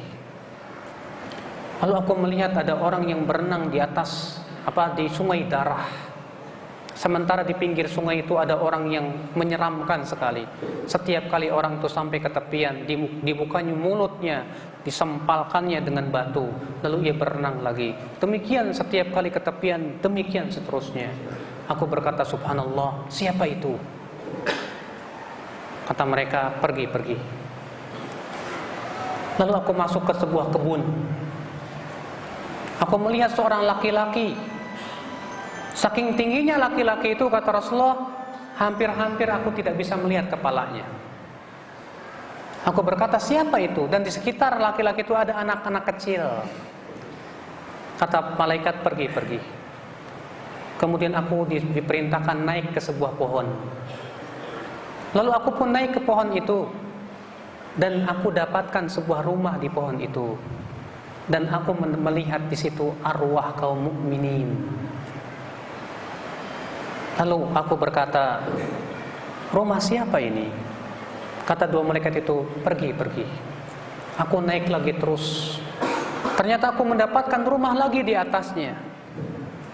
Lalu aku melihat ke dalamnya, ternyata aku melihat di situ orang-orang yang mati syahid. Lalu aku berkata, rumah siapa ini? 2 malaikat itu berkata, pergi.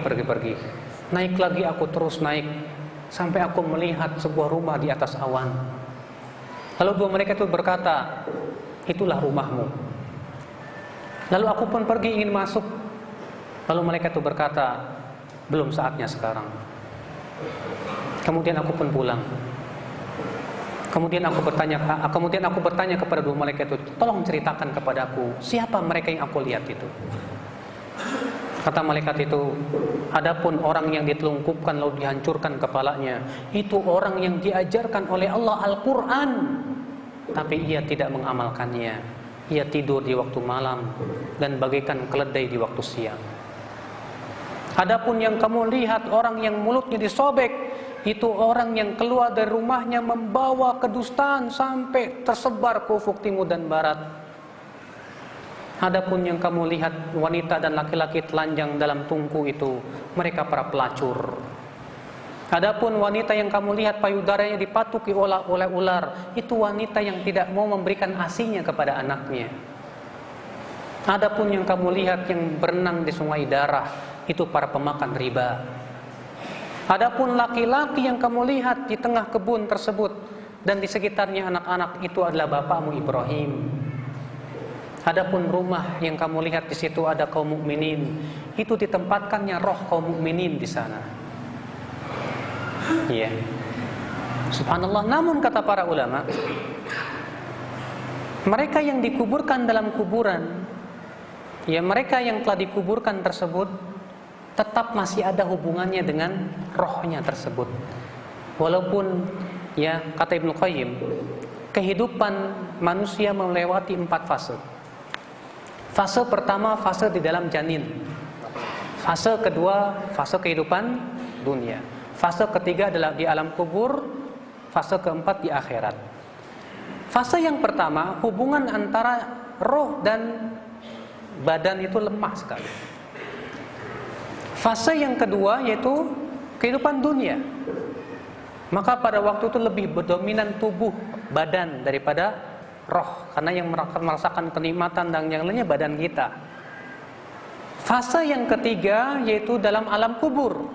Maka yang lebih dominan pada waktu itu roh.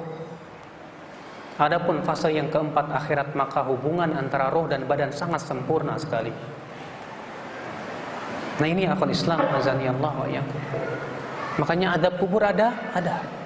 Terjadi ikhtilaf para ulama, adab kubur itu terhadap ruh saja atau dua-duanya. Pendapat kebanyakan Ahlussunnah wal Jamaah bahwa adab kubur itu untuk roh dan badan. Iya, Allahu a'lam.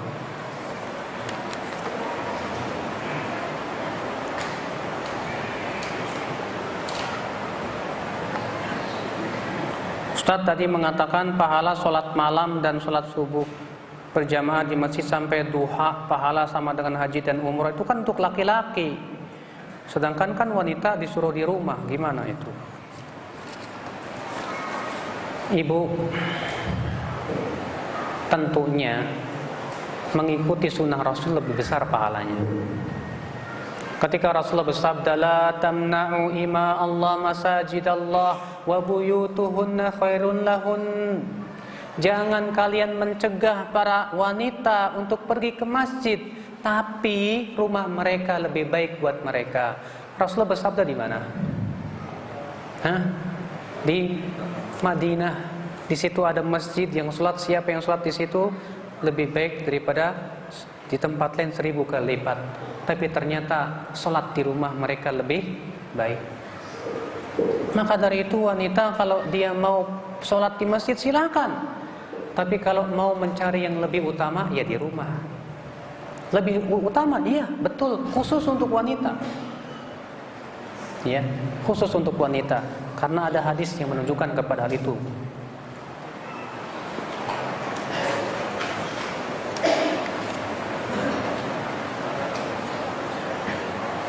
Bagaimana supaya dikasih jodoh yang baik dan soleh?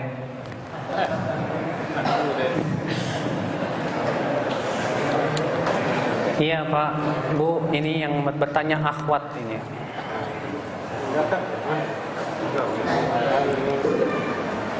Tentunya ukhti muslimah.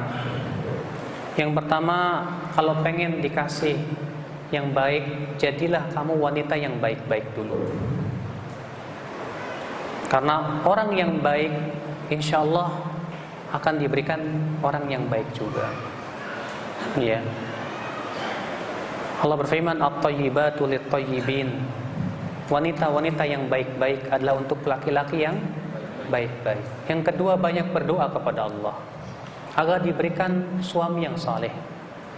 Yang ketiga, carilah teman-teman relasi agar dicarikan teman-teman yang suami yang saleh.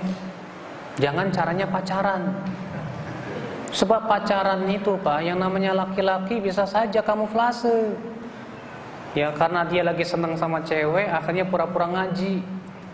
Biar pengen dapat, supaya dapatkan wanita itu. Setelah dapat, udah pengajiannya hilang. Ya. Bisa terjadi seperti itu. Makanya di dalam Islam, wanita, laki-laki tidak boleh pacaran. Wanita yang mencarikan jodohnya siapa? Bapaknya atau kakaknya atau temannya.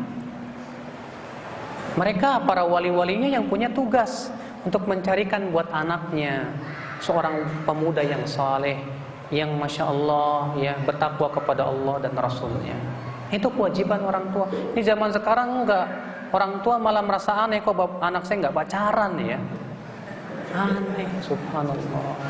Saking orang tuanya enggak paham tentang masalah syariat Islam, bahwa pacaran itu haram ya akhwat Islam, azani Allah wa iyyakum.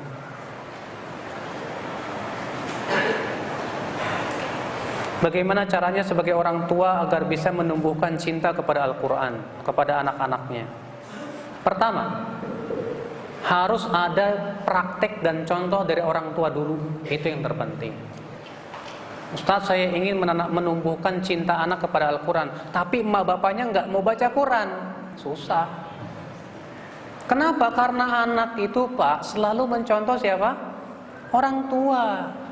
Makanya kan dalam peribahasa mengatakan apa? Buah itu nggak jauh dari pohonnya.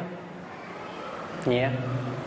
Maka dari itu orang tuanya dulu harus memberikan contoh yang baik. Dia selalu baca Quran dekat anaknya. Ya, ketika anaknya berada dekatnya dia baca Quran, ramaikan rumahnya dengan baca Quran, sehingga si anak terbiasa mendengarkan bacaan Al-Quran terus. Ya. Nanti kalau dia sudah terbiasa akan tumbuh rasa cinta dia kepada Al-Quran. Yang kedua, jangan biasakan dia diajarkan nyanyian, Pak. Kenapa? Karena sudah saya sebutkan tadi bahwa tidak akan bertemu dua cinta dalam hati seorang anak. Yang pertama cinta Al-Quran, yang kedua cinta nyanyian. Sebab si anak kalau cinta nyanyian, dia akan kurang sukanya kepada Al-Quran. Iya. Iya. Nah ini akal Islam, azani Allah wa iyyakum. Bagaimana cara melaksanakan sholat witir yang benar?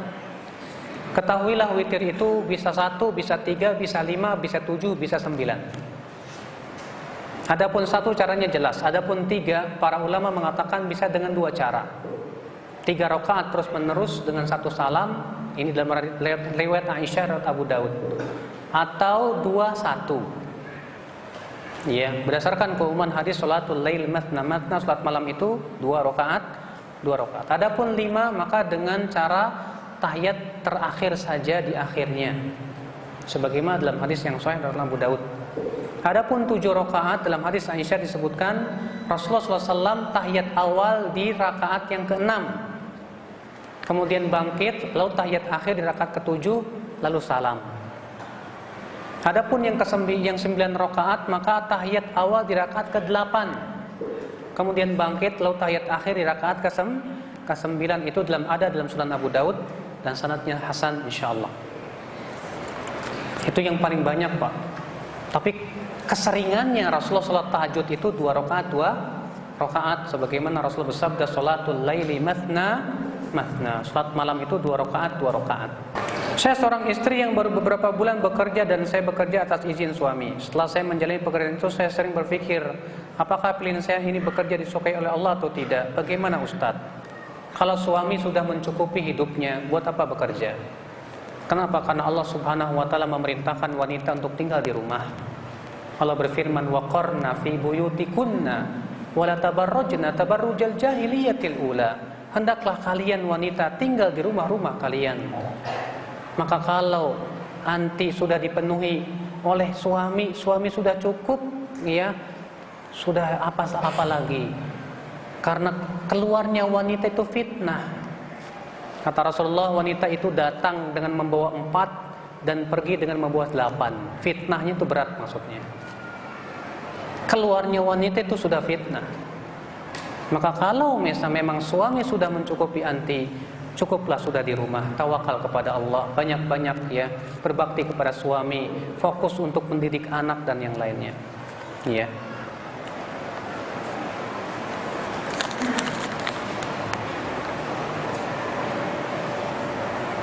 Apakah anak kandung kita dengan anak kandung adik kita boleh menikah? Boleh. Sesama sepupu itu boleh menikah. Bukankah Fatimah dengan Ali bin Abi Thalib sepupuan? Sepupuan itu, Pak. Iya.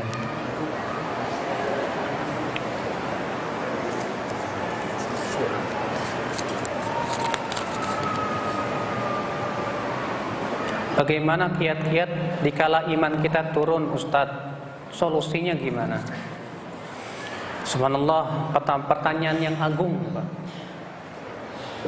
Memang kita takut sekali kalau iman kita itu terus turunnya terus, nggak naik-naik gitu loh. Iya. Tentunya agar keimanan kita supaya naik dan terus ya bisa kita pertahankan. Al-Imam Ibnu Qayyim rahimahullah memberikan 3 cara. Cara yang pertama, jaga stamina hati dengan banyak amalan soleh. Zikir, sholat malam, puasa. Ini namanya menjaga stamina hati. Yang kedua, kata Imam Ibnu Qayyim, jangan mengkonsumsi sesuatu yang bisa merusak hati kita. Itu maksiat. Maksiat itu bisa merusak hati kita. Yang ketiga, segera bersihkan kotoran hati kita dengan cara banyak bertaubat. Siapa yang melakukan ini, insya Allah hatinya selalu sehat. Ya, biidznillah. Itu beliau sebutkan dalam kitab Ighathatul Lahfan.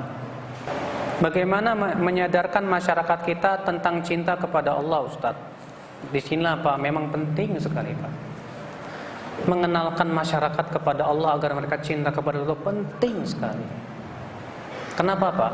Pertama, para nabi semuanya ketika memulai dakwah selalu mulai dari akidah.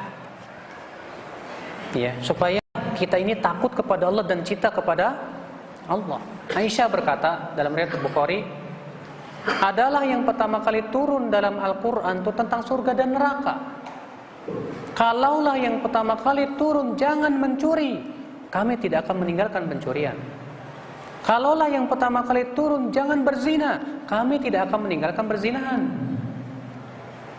Sekarang Pak, kenapa di Indonesia banyak wanita yang muslimah tapi tidak mau menutup aurat? Jawabnya karena cintanya kepada Allah pudar, rasa takutnya kepada Allah pudar. Makanya wanita-wanita seperti ini penting untuk dijadikan dia cinta kepada Allah, takut kepada Allah. Kalau dia sudah bersemi cintanya kepada Allah dan rasa takutnya kepada Allah, dengan sendirinya dia akan tutup aurat. Kenapa di masyarakat kita masih banyak orang berbuat maksiat? Jawabannya satu, cintanya kepada Allah sudah pudar dan takutnya kepada Allah pun pudar. Dia tidak pernah mengenal Allah dalam hidupnya. Kalaupun mengenal, dia hanya sebatas ucapan dengan lisan saja, tak pernah terasa di hatinya. Maka ini akal Islam, makanya penanaman akidah itu penting. Agar mereka takut kepada Allah, agar cinta kepada Allah. Kenalkan mereka kepada Allah, agar mereka mau mencintai Allah. Itu penting sekali ya Pak. Ya. Apa ukuran orang yang soleh? Apa dilihat dari sholatnya saja, apa gimana Ustaz? Kalau kita Pak nggak bisa mereka-reka hati manusia. Kita itu hanya sebatas mengukur dengan yang terlihat oleh mata. Kalau kelihatan dia suka sholat, suka zikir dan yang lainnya, ya kita cap ini orang soleh, selesai. Masalah hatinya kita nggak paham. Makanya kata para ulama, innama nahkumu bidh-dhahir, kita hanya bisa menghukumi sesuai dengan yang tampak. Wallahu a'lamu bis-sarair, Allah yang lebih tahu tentang apa yang di hatinya.